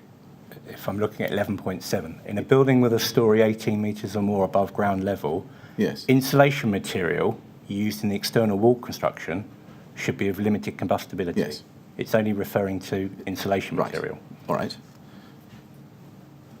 So,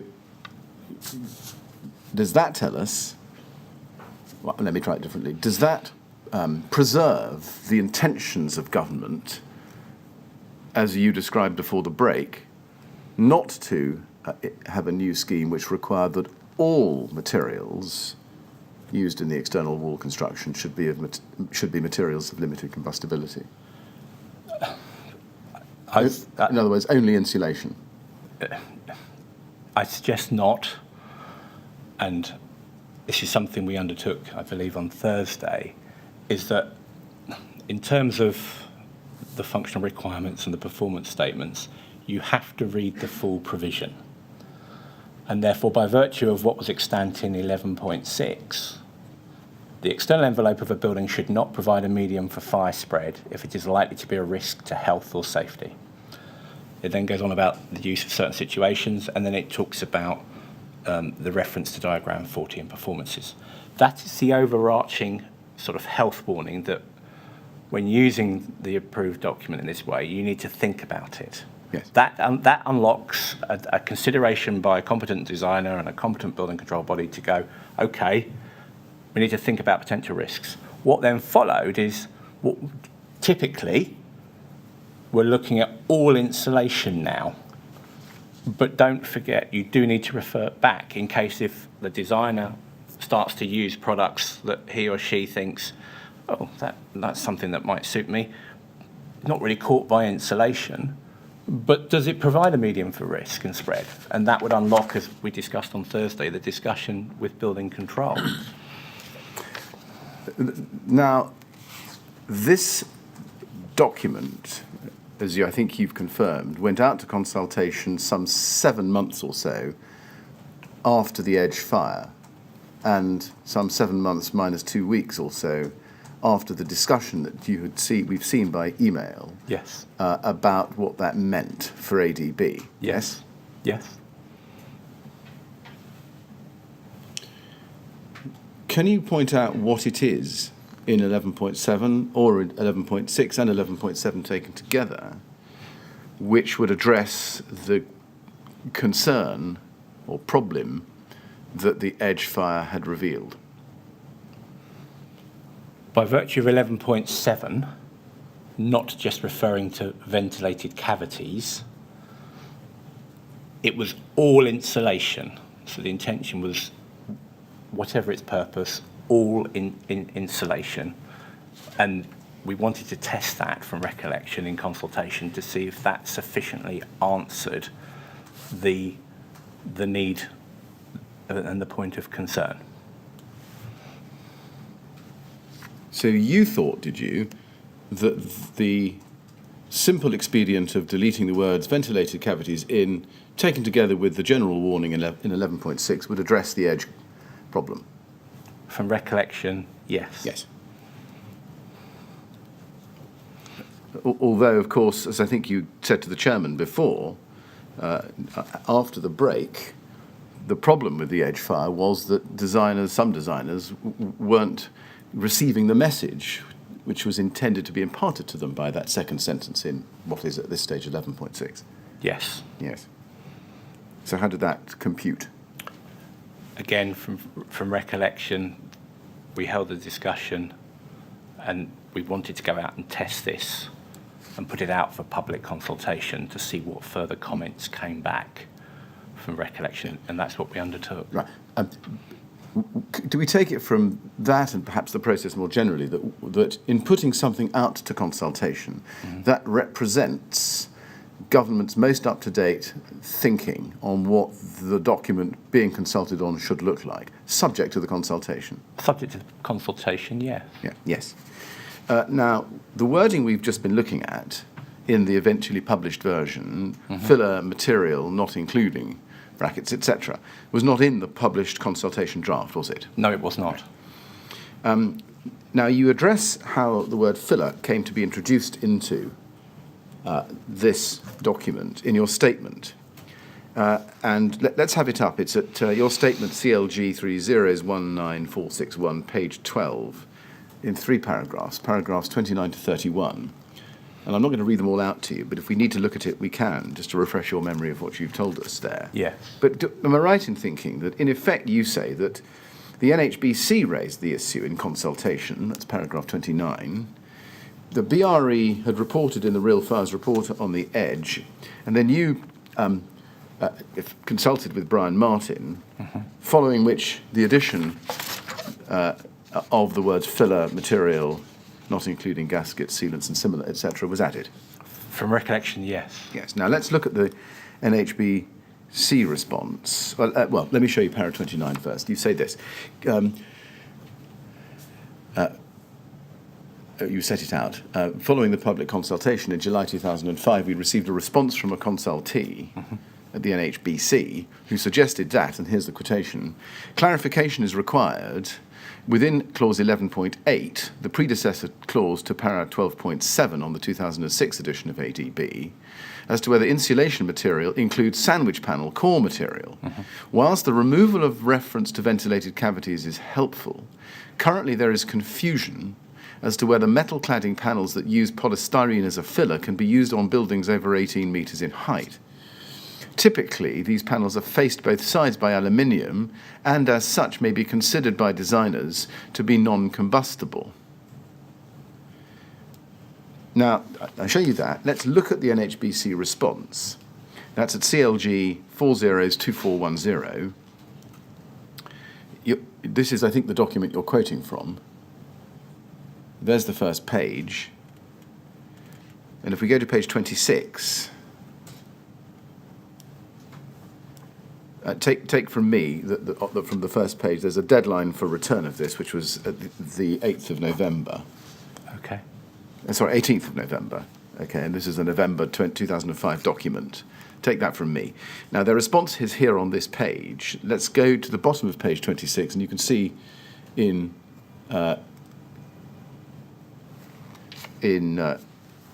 shading there, that's about closers.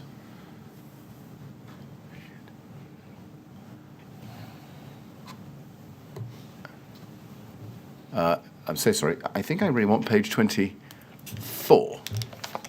That's right, page 24. Under any other issues, clause 11.8, clarification is required, and you can see the text there, yes? Yes. Which is essentially quoted in your statement. Yes. Now, that suggests, doesn't it, not only that there was confusion as to whether these sorts of sandwich panels were permissible, but also that there was a belief held by some designers out there that metal-faced cladding was itself non-combustible. Yes? By virtue of the response here, yes. Yes.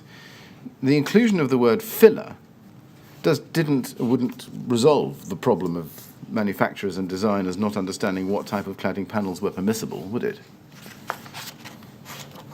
From the discussion that took part between Brian and I think what we took from this point was that just even given the provision in terms of it should be non-combustible or limited combustibility, there is concerns that because of how it is a panelised system in this case, that it could be perceived as non-combustible. And therefore what we were trying to do by virtue of paragraph 12.7 and adding the words filler is to, again, try and address the point that you need to think about what might be filled within such a panel system, and don't just think about it's insulation and it's the filler material within, in this case, the panel system.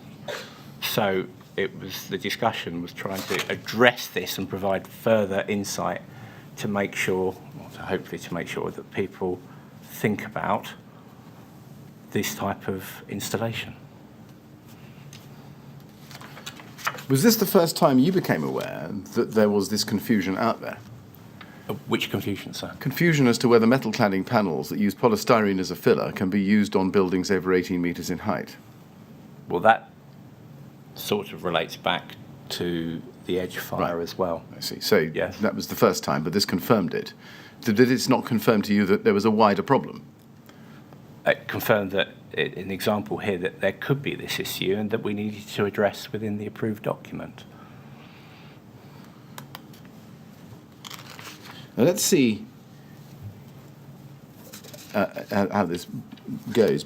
Did you not see that there was a risk that designers, manufacturers, and in others perhaps, building control officers, regarded the cladding panel itself as being judged solely on its outer face and not by reference to its core when it comes to reaction to fire? This is coming from the NHBC, so they're building control, and the biggest building control body in the country. So the fact that they had picked this up is a good thing, and so that wouldn't have been happening on their sites.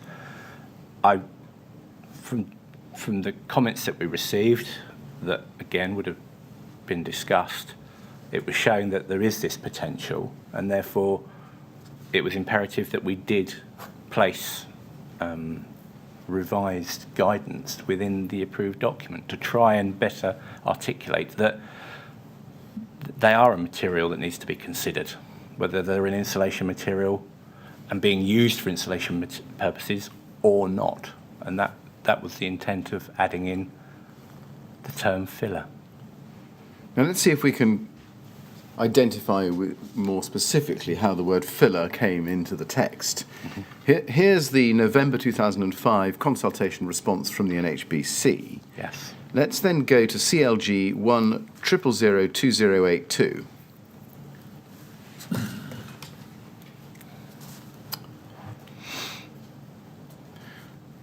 This is draft approved document B, and if you look at the top right-hand corner, you can see it says draft 22nd November 06. Yes. And I think the 15, it means version 15, does it? I can't recall. Right. Would that be the normal system? I would have thought so. Yeah. So it's about a year after the NHBC response. If we go to page 128,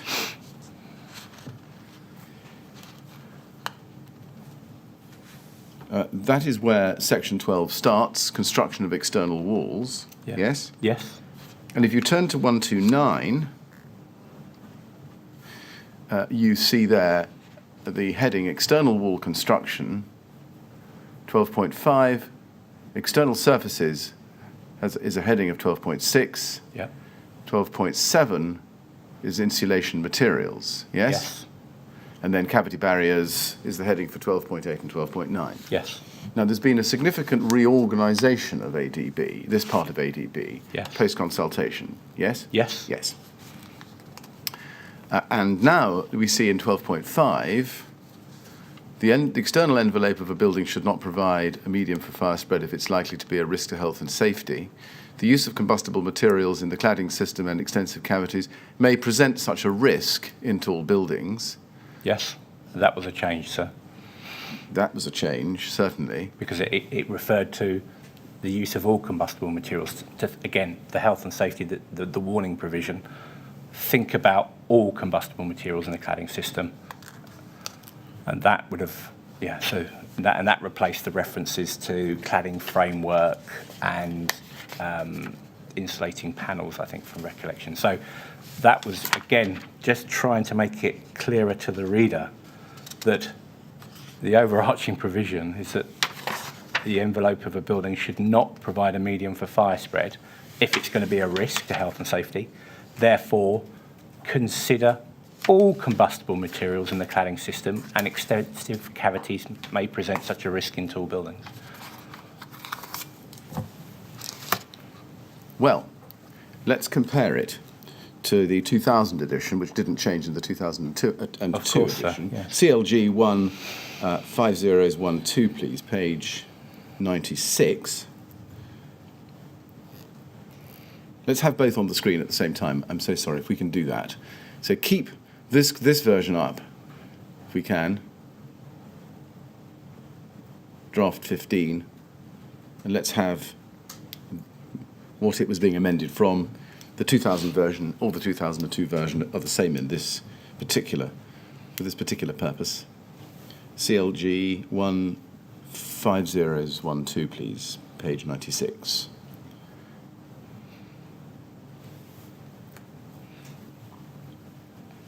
Yeah. Oh dear.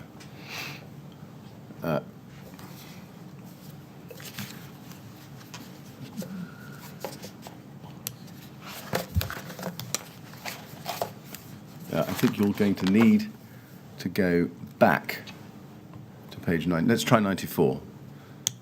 Sorry, let's try 90. I'm so sorry. Let's try page 90. Yes, and then go back a page to 89. Yes, thank you very much. Now, 13.7 under external wall construction, we can see the now familiar second sentence there. Yes? Yes, but could I just point out that in addition to changes, which we'll no doubt talk through, sir, the actual flow of the guidance has changed as well. So rather than just entering the guidance in the way you would read it and only looking at external surfaces and the point that you raised in discussion, I believe, last Thursday, about people might just dip into the approved document and just look at external surfaces and that's them covered.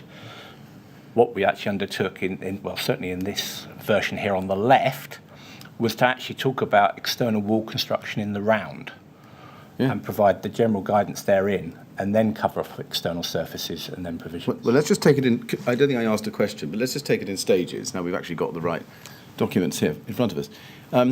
First of all, as you rightly say, the structure of this part of the guidance has changed. It's been reversed, hasn't it? You start with external wall construction, within which you find references to two things: external surfaces and insulation materials. Yes. Yes. Looking at the warning sentence in 13.7, which previously existed under external wall construction, under 13.7, that's been moved now, hasn't it, to 12.5? Yes. Yes, but let's just compare them.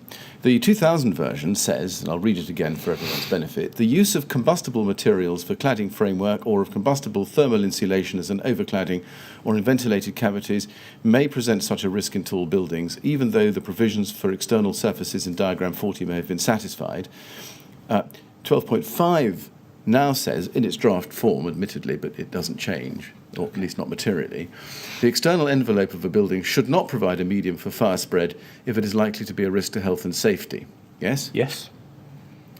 Statement of the obvious, isn't it? You'd like to think so. Yeah. The use of combustible materials in the cladding system and extensive cavities may present such a risk in tall buildings. Where do we see, in that new formulation, the warning that even though you have satisfied the particular requirements of the linear guidance, the linear route to compliance provided by diagram 40, nonetheless you may not meet the functional requirement? Where do we see that? It was removed. Yes, why? I can't recall. But from recollection, the discussion that led to the development of this revised flow of information within the approved document may well have amounted to, because we were now talking about the external wall construction in the round, and we actually placed the health and safety overarching reference at the start of the narrative, and because we were being quite clear that the use of combustible materials in the cladding system and extensive cavities may present such a risk up front, from recollection, perhaps this precluded the need for the paragraph referring back to diagram 40.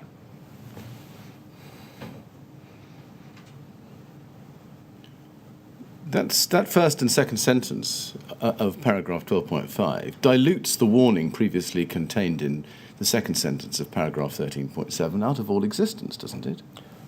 The intention of 12.5 and its extension to include all materials, I think, was an attempt to say, think about everything, whereas within the second sentence of 13.7, it then deep dives into the use of combustible materials for the cladding framework or of combustible thermal insulation as an overcladding. And therefore, and I can't recall the discussions, but I think it would have been considered that because we included a reference to think about all combustible materials in the cladding system and extensive cavities may present a risk, then that was felt suitably direct and clear for the purposes of the revised guidance. Why did you remove the reference to diagram 40? I can't recall specifically, but I think it was part of the consideration of development of the paragraph. Given what your evidence told us over the last 2 days, namely the importance of this general warning in the second sentence of paragraph 13.7 as it had become in 2000, Yes. 12.7 from 1992, and given the lack of understanding that the Edge fire had demonstrated to you out there in the market, why wasn't it essential to not only to preserve that warning, but to make it even clearer that if you have a Class 0 external panel in your hands, you cannot be sure that you have satisfied the functional requirement? Again, I can only think back to the discussions that would have led to this new revised draft, that there was consideration given that this provided what was needed in terms of guidance to support external wall construction more generally. How does the second sentence specifically, you could take the first sentence Yes. as its background, how does that second sentence specifically tell you that even though you may have satisfied the linear route to compliance, either through meeting diagram 40 or through a full-scale test, nonetheless, you need to do a safety check against the functional requirement every time? Where does it tell you that? In terms of, sorry, sir, can you repeat the question? I'll try it more simply. What is it in 12.5 that tells you that even though you may have satisfied the linear route to compliance using diagram 40 or 12.7 as it became, nonetheless, you need to make sure that you've satisfied the functional requirement, because mere satisfaction of diagram 40 doesn't get you there? Again, from my understanding in terms of the use of the document, you will always have the functional requirement and the specific performance statement within mind. And so by virtue of the overarching health and safety paragraph 12.5, there is the warning to think about all combustible materials in the cladding system need to be considered. Yes, but telling people to think about all combustible materials in the cladding system simply tells them that they've got either to comply with the linear route to compliance, which is 12.6 or 12.7, or a full-scale test. There's nothing there to say that even if they do that, it might not meet the functional requirements, is it? Is there? I still suggest that you'd need to think about any combustible materials in that wall environment, and that's what 12.5 is attempting to achieve. But this is guidance, isn't it, Mr. Burd? It is statutory guidance. And so telling people to think about something as general as the dangers presented by combustible materials is going to provoke an answer in a designer. Well, I know about that. How do I comply? And then you look in and you see how you comply. Isn't that what the point of the guidance was? It is. Otherwise, what's the point? No, I agree, it is. Yeah. And therefore, your all-important, your sheet anchor, all-important sheet anchor of the second sentence of 13.7 that used to tell you that satisfying diagram 40 might well not have been enough because you need to go and check it against the particular height, use and position of the building, has gone. Yes? I can see how that might be considered, but you would always have to revert back to the functional requirements. But this doesn't tell you that you should. But for meeting the building regulations, you always need to meet the functional requirements. The effect of this, isn't it, is to say, putting oneself in the position of a cladding subcontractor, for example, the use of combustible materials in the cladding system and extensive cavities may present such a risk in tall buildings. I know that, Right. What am I allowed to do? Okay. 12.6. External surfaces of walls should meet the provisions in diagram 40. Yes. Here is my panel. It's got class 0. I've met the provisions in diagram 40. Can I use it? You would then carry on and read, where relevant, the guidance in 12.7, where it talks about insulation material, and then subsequent to this updated, and filler material. You would have to flow through the guidance that would then take you through your consideration of all of the external wall construction. Yeah, we'll come back to filler in a moment, and Yeah. whether or not it does catch the core. I'm not on that point. I'm just asking you to explain to me how an ordinary user of this document would understand that satisfaction of diagram 40 isn't necessarily enough. By virtue of what you have to achieve in the functional requirement and similar. I understand in terms of levels of competence and understanding, but again, it's not a single route of a designer or a builder in this case going, I've met that, that's all I've got to do from the reading. I would suggest you need to carry on. But with the interaction of building control as well, which would be the checking of a building control application, because this is notifiable building work, that between them they would ensure that they cover that what they were undertaking would ultimately show compliance with the building regulations.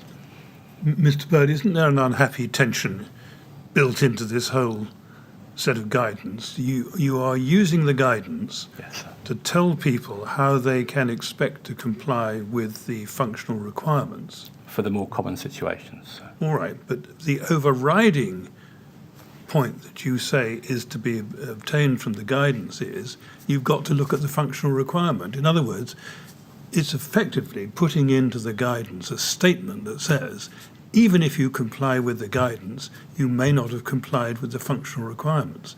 And that's not really what the guidance is there to do, is it? As we've already discussed, and forgive me if I'm unduly repeating myself, the guidance is there for some of the more common situations. It is not deemed to satisfy, and therefore, by virtue of following it, you may show compliance, and it does say that in the approved documents. And therefore, wanting to be helpful, this guidance is offered in that spirit. But there is still, and as I was taught as building control, just following the ADB is not necessarily enough. That's not to say that's not how some people have now started to perceive that. I would always revert, if there was a question, to the functional requirements for any part of the Part B or any part of the building regulations, because the status of the approved documents are exactly that. They are statutory guidance for the more common situations, but if followed, may not show compliance. So in a performance-based system, there's always that expectation that that should happen, sir. But I just wonder whether it would be more helpful to the people who are trying to use this to state in absolutely explicit terms that even if you follow this guidance, you may not get home. From recollection, forgive me, sir, is that not said at the front of the approved document? Well, I believe something along those lines are broadly there, sir. all right, thank you. Yes, sir. Well, I invite you to come back to my question, Yes. which is, do you accept that the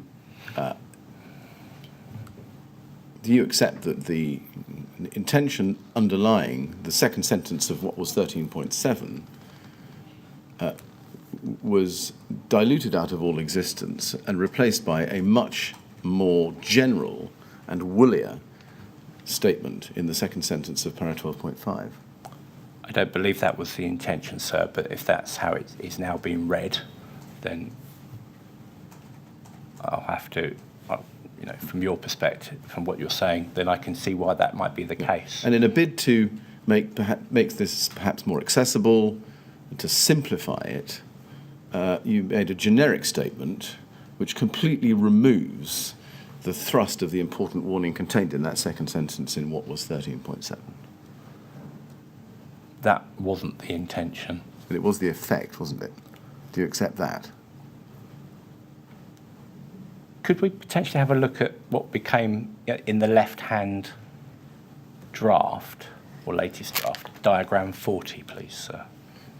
Yes, I think so. We need to turn the page, please.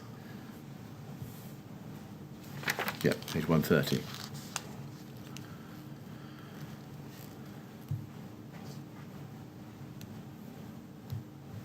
Thank you, sir. If we could go back to the text as Go well. back to 129. Yes, please.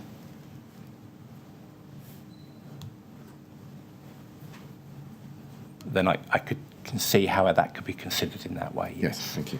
Now, I'd like to go back, if I can, to filler. Yes.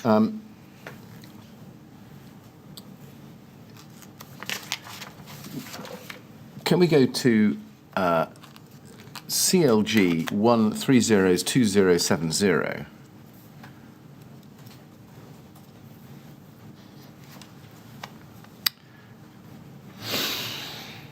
Now, what this is, I shall tell you, is the last modification of this document dated to the 22nd of November 2006. In other words, the same date as version 15 we've just been looking at. Take it from me that that is the case. Have you seen this version before, do you think? And let me see if I can assist. It's different in respect of 12.7 because it now contains the word insulation product, filler material, etc. Okay, so as I set out in my witness statement, potentially this followed a discussion between myself and Brian Martin that there was concern that we hadn't suitably addressed the comment, for recollection, from the NHBC and potentially the Edge Fire as well. And so I think there was... What was the date of this document, sir? This is the 22nd of November 2006. So it's a year after all. Yeah, so it's quite late in the... This is after consultation Yes. towards production, as is normal, given the enormity and size of these documents. Therefore, I envisaged that the discussion to which I refer in my witness statement with Brian about adding the word filler material would have happened, and this might be that very text that was developed and the word added. Right. So around this time, 22nd of November 2006. I remember a discussion with Brian, the fact that filler wasn't in the version that went out for consultation, so it was always going to be post-consultation. Yeah. But it obviously happened quite late as part of the refinement of the approved documents. Now, you can see here what's been added. The words, the title is now Insulation Materials / Products. Yes. And what's been added is the words filler material, etc. Yes. Yes. Now, this is the first time, I think I'm right in asking you, that we see the word filler in any proposed drafting of this text. From what you describe in the dates, yes, sir. Do you remember seeing this document at that time? In other words, the addition of the word filler material, etc., but not yet bearing the brackets which exclude certain products. I can't recall.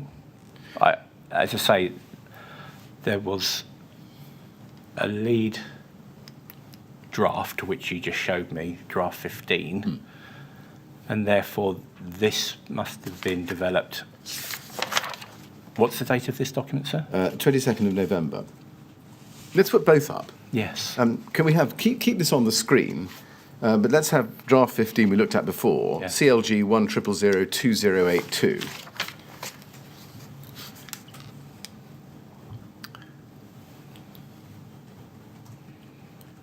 So, yes, exactly. And in that, Yes. I think we need to turn to page 129.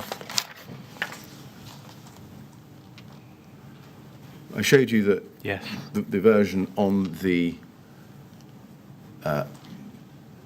right-hand side bore the date of the 22nd of Yes. November 2006, version 15.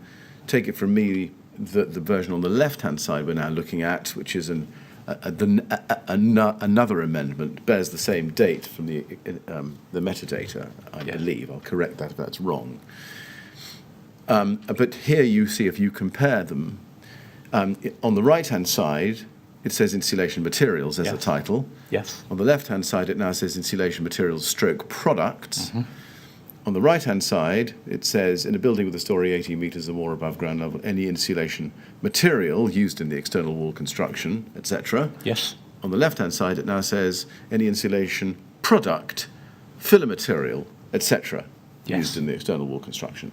Now, do you remember seeing those changes on the left-hand side from the version on the right-hand side at the time? I believe the one on the left followed from the discussion that I had with Brian Martin, to which I refer to in my witness statement. Right.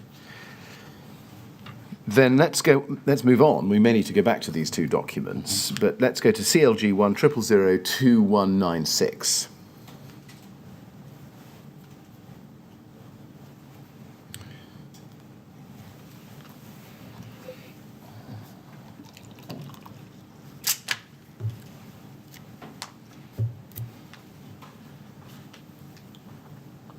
Now, this is an email run, and I'd like to show you the foot of page 1 and over to page 2.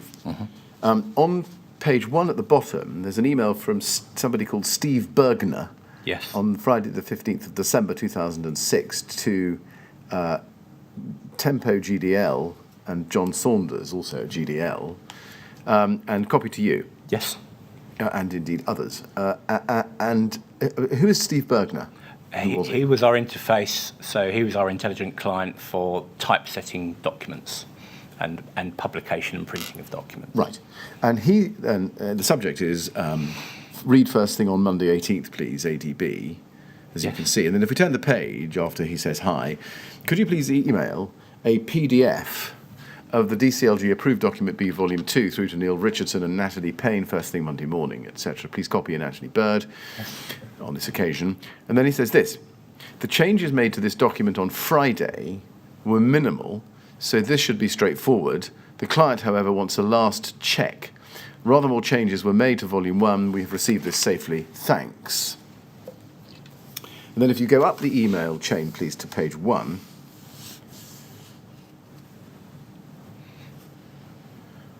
we can see an email from you on the 18th of December, 3 days later. Neil, just to confirm, we are now content with volume 2. Can you please incorporate the front and back covers and turn into a form suitable for uploading to the web? Yes. Now, let's look then at, and this is as you see, just a month or so after the two documents of the 22nd of November we've been looking at. Yes. And it approves it for publication. If we then look at the version that you approve for publication, that is at CLG 100002200. Let's have that, please. And if we turn in it to page 96, we can see the formulation we are now familiar with that I showed you before. Insulation materials stroke products. Yes. 12.7, in a building with a story 18 metres or more above ground level, any insulation product, filler material, and then it says, not including gaskets, sealants, and similar, etc., used in the external wall construction, should be of limited combustibility. See Appendix A. Did you discuss any changes with Brian Martin or anybody else to this text between the last version that we saw on the 22nd of November, which contained the words insulation product, filler material, etc., and you're approving this version for print on the 18th of December 2006, a month or so later? I can only presume we did have a discussion, and this was further refinement added to the approved document. Now, who did you have that discussion with? It would have been Brian. Anybody else? We might have had a discussion within the wider team. Anybody outside government? I can't recall, but it wasn't untypical that we would, as we get close to publishing an approved document, it becomes quite apparent that it will be subject to refinement and tidying up, and that refinement could potentially include issues relating to further assist with interpretation. But I don't know if it had any discussions with people outside of the department, but thereafter editions of drafts were provided and made available to wherever we could, the BRAC working party. So I don't know if anything further went there, but I can't recall, sir. Do you know of any, or whether these changes produced any new documents? And the reason I ask the question is we've not been able to find any documents, and nor has the department, because we've asked again, which show the document trail and the changes from the versions I showed you on the 22nd of November to this version. The insertion of the words not including gaskets, sealants and similar. I can only presume, therefore, it was added as part of further refinements and checking and proofreading as it was happening within the department as part of this process. Right. Now, was that addition one of the changes, minor changes, to which Steve Bergner referred in his email of the 15th of December, Friday the 15th of December 2006? I wouldn't know. I can't recall. What I say would have, functionally, physically, how would these changes have been made? Was this Brian Martin at a computer or scribbling with a biro, or was it you? How did those words get in physically into the text? It could be any of those mechanisms. So there could, as I say, we would have discussed something like this. They would then perhaps be put on a manuscript that were then provided back to the company that were typesetting, or I believe as the document you showed me, dated towards the end of November, where filler was first used, it could have been taken and manipulated on a document, a digital document, and then also provided back to the typesetter. Who had control of the master?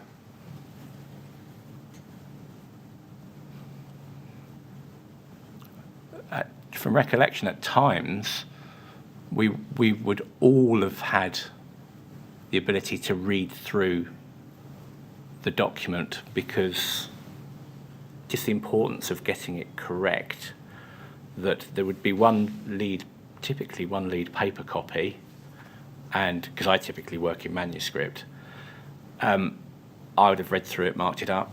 Tracy Cole, who was my policy lead on Part B, Sam Greenwood potentially working with us, and Brian. But it could have been an amalgam of manuscript, and there might have been a submission where, if it was easier to just offer some text in a Word document, one presumes, that could have gone in as well. Was it held in Word on a laptop or on a hard drive somewhere, or was this held in some more remote but multiply accessible location like? It was typically sent to us, so the document would come back from the typesetters, Volume 1 and Volume 2, and that would have been available, I think, but from recollection, no, because Steve Bergner used to always walk around with hard paper copies, so I think they would have been marked on manuscript. Right. Yeah. And who coined the words in brackets? Who was responsible for coming up with those words? From recollection, I thought that would have been something discussed in that meeting to which I refer, between Brian and myself. So adding the words filler, those words there as well, and also the title, adding the words / products. So from recollection, I think we would have discussed that as Brian and I can't remember if anybody else was there, in terms of to help further refine and understand. Being mindful, we'd had the comments from the public consultation from NHBC talking about filler, and we still would have had at the back of our mind as well the edge fire. Do you remember a discussion about narrowing down the scope of the phrase filler material, etc.? Narrowing it down to? Narrowing it down so that it didn't include things like gaskets and sealants. I think we would have discussed that, yeah. Yes. Do you remember it?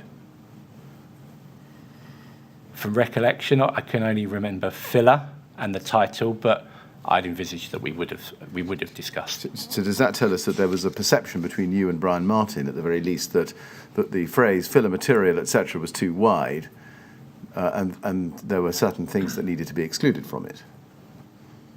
I think when you make up a construction product or a system, there are many component parts, and like we're trying to do here was actually say our concern in this case would be thermal insulation, combustible, but also filler type material, because you can't perform and undertake a robust weather-tight design without using gaskets and sealants and similar, which are typically combustible in their own right, but they are small components that if you were to say they had to be non-combustible, there might not be, or limited combustibility, there might not be any alternatives you could use.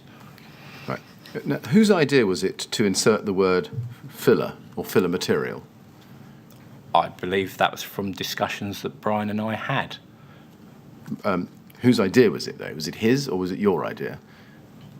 From recollection, as part of the refinement of the approved document, Brian and Sam Greenwood would have been working through making sure we've covered all the points raised, covered off 240 plus responses, etc., and made sure that the document had responded to all aspects of public consultation. So, again, I should imagine Brian approached me saying we haven't suitably covered off the filler situation from NHBC and the edge. So it might well have been Brian approaching me and having that discussion. But the word filler, did that enter the conversation, the discussion, from a report about the report about the edge fire from the BRE or the NHBC consultation response?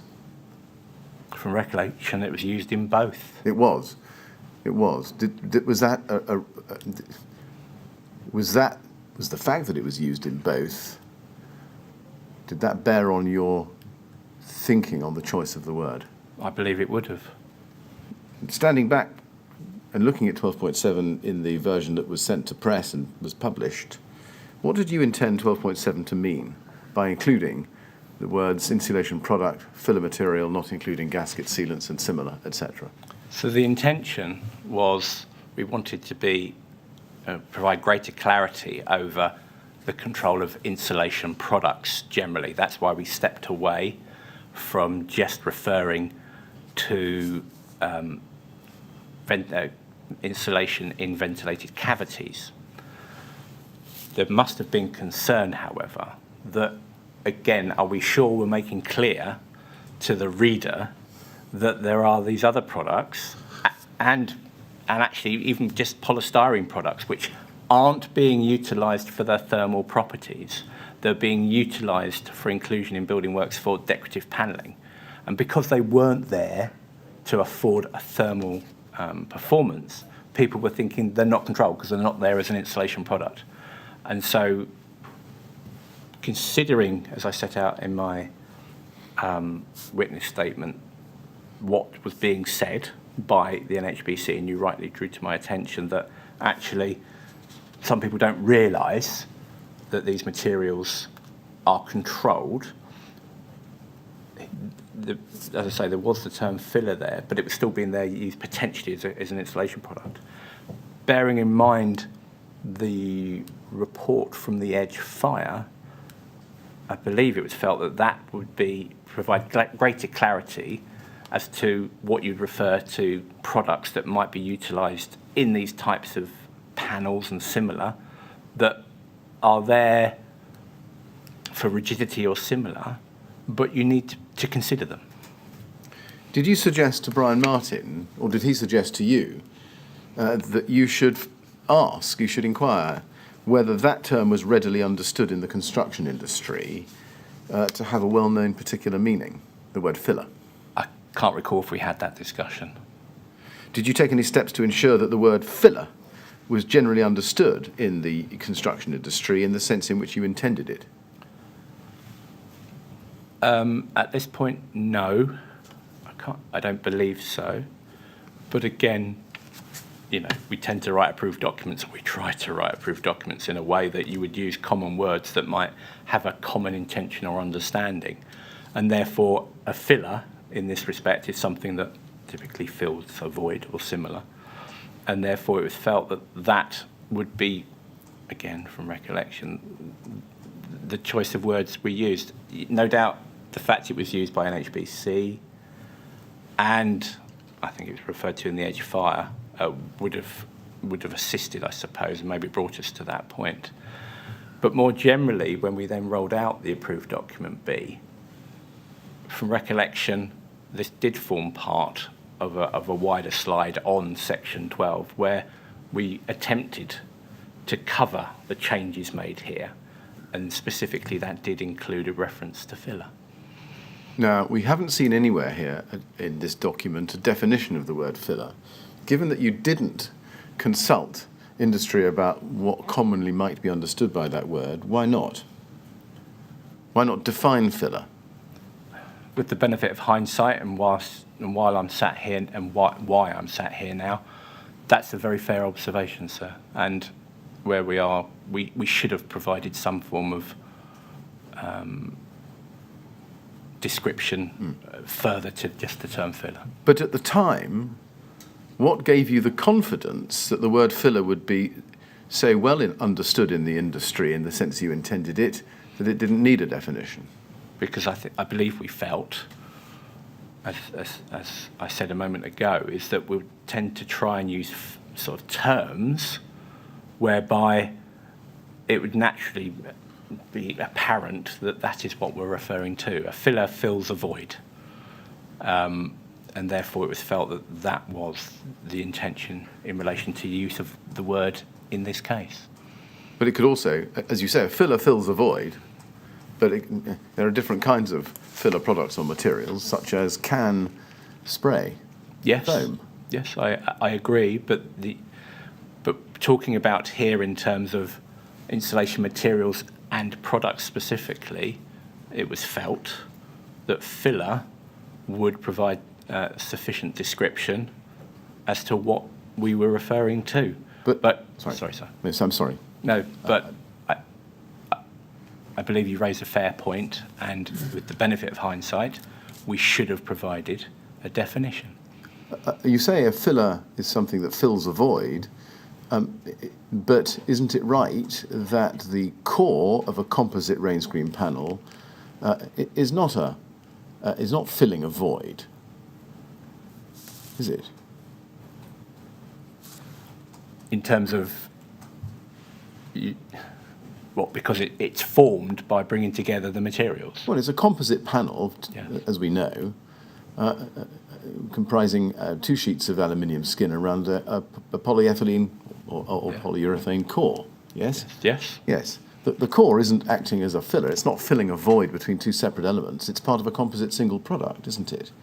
I understand why you say that, but I can only sit here and offer you how I can recall the discussion going and what the intention was.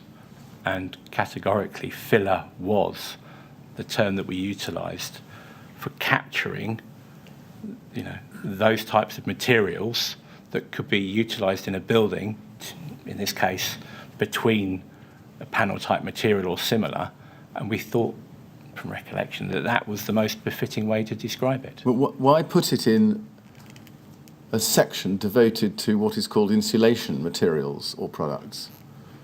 Because From my perspective as well, the intention was to relate to insulation materials and products. And again, with the benefit of hindsight, it perhaps isn't the clearest, but the intention wasn't to just talk about insulation, because, and I suppose that's the case as well, and in relation to the edge, it was an insulation material, but it wasn't being used for insulation purposes. And so the subheading there was an intention that it would address insulation materials and products. What kind of products? Insulation products or any products? Potentially any product, but I have to be quite clear that, what was in our mind at the time was from the NHBC and from the edge was polystyrene. But there would have been consideration there of, ultimately, it could be anything that's utilised in a decorative panel in that way, which could actually be a problem if it was combustible. And that was why we used the term filler. But why do it that way? Why not say all composite rain screen panels must be composed throughout of materials of limited combustibility? That would have solved it. In hindsight, sat here, I can see how it looks that way, yes. But what I'm interested in is how you got yourself into such a muddle over this. Why not just say what you meant, rather than slowly letting this gather confusion and letting it end up in a section that on its face appears to be devoted to insulation?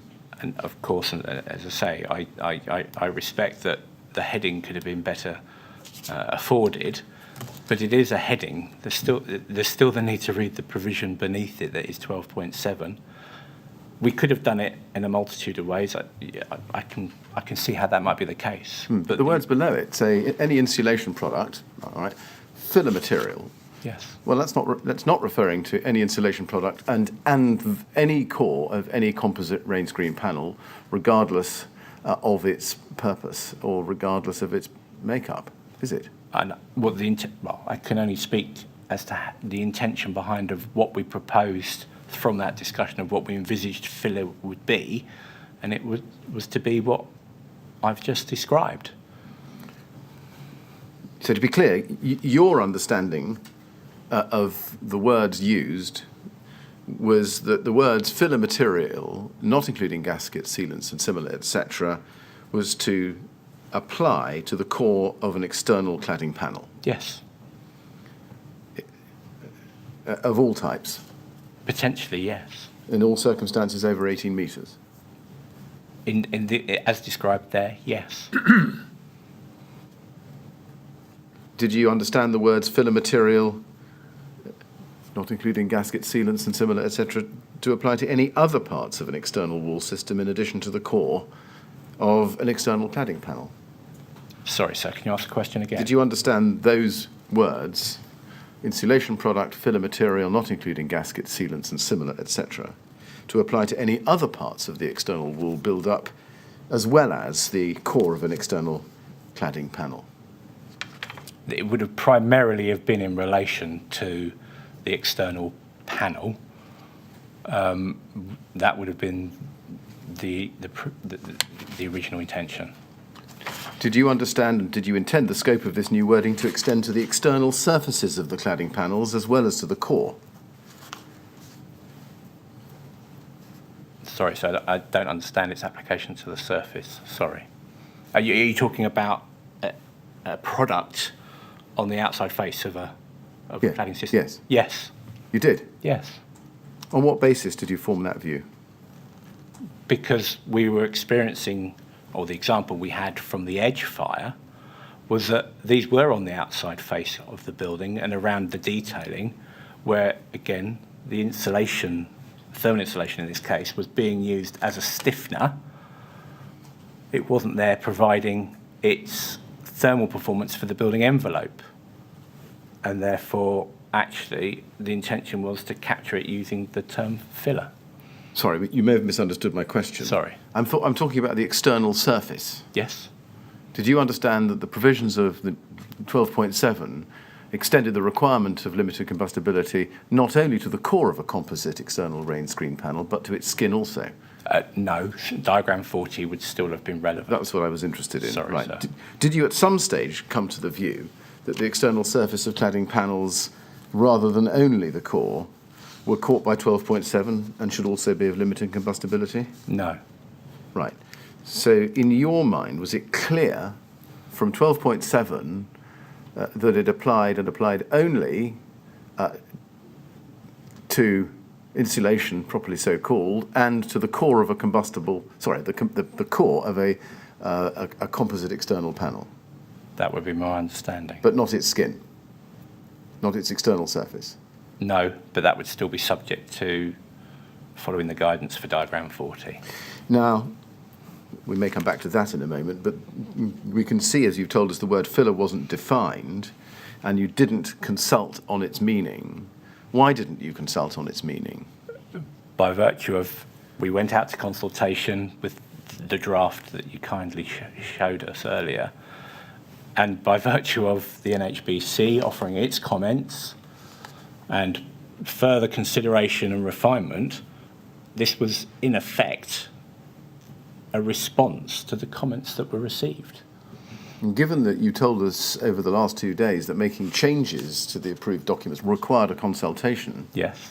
why didn't you think that the change to 12.7 to address this particular problem did not also require consultation, given that the word filler was one used on 2 occasions only, and not one that you understood to be generally understood in the market? Unfortunately, that would amount to the perfect world, but when you're dealing with somewhat like 300 pages of the 2 versions of approved document B, there's always a degree of refinement to the documents following public consultation.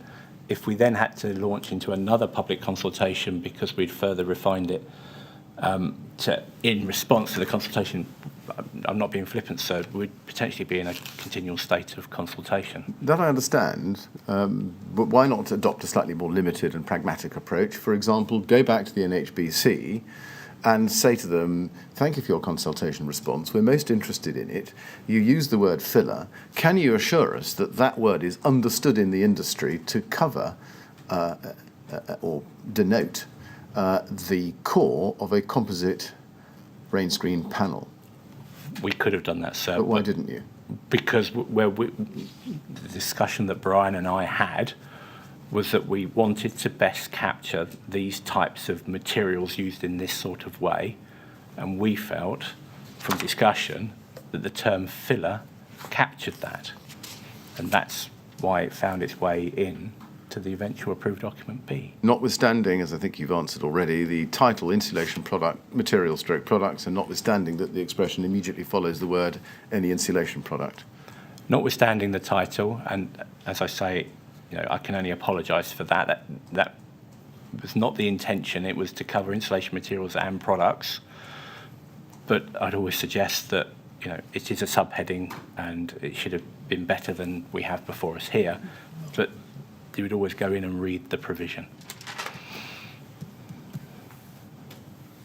How confident are you that both you and Brian Martin would have considered that this provision applied to the core of an ACM panel when it was inserted, as it seems to have been, in late November or mid-December 2006? The whole point of adding that term was definitively to deal with that situation. Right. Was it intended to restrict all material in the external wall to materials of limited combustibility? In effect, yes, but I need to be very clear. The original driver came about from the edge fire, which was a polystyrene, and the NHBC referred to a polystyrene as well.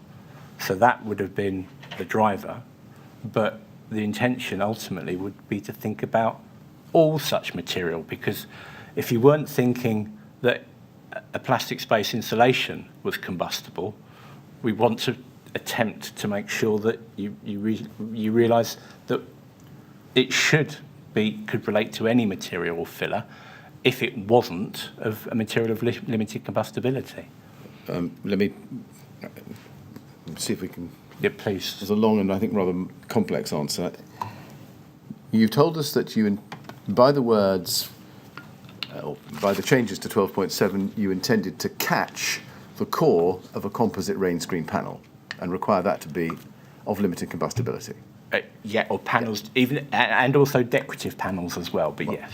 All right, we got the core point. I'm now asking you whether it was intended to go further and to restrict all material in the external wall build-up, including external facings, to materials of limited combustibility. No. No. No. So do you say that this was not intended to be a catch-all, cover all materials in the external wall build-up? It's not a catch-all. Right. Did you discuss with Brian Martin at the time that question? In other words, whether the external skin, external facings of a composite panel above 18 metres was caught by 12.7 or not? I can't recall that we had that discussion. Do you recall whether Brian Martin said anything to lead you to believe at the time that he thought that 12.7 was requiring not only the core of a composite panel, but its external facings as well, to be of limited combustibility?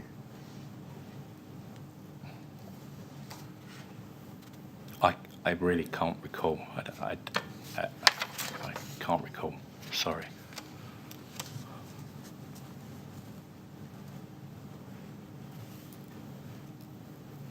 Mr. Chairman, is that a convenient moment? Yes, I think it is. Thank you very much. Well, Mr. Burd, it's time we had another break. Get some lunch this time. So we'll stop now. We'll resume, please, at 2:00. Yes, sir. And the usual injunction, please don't talk to anyone about your evidence while you're out of the room. Thank you, sir. Thank you very much.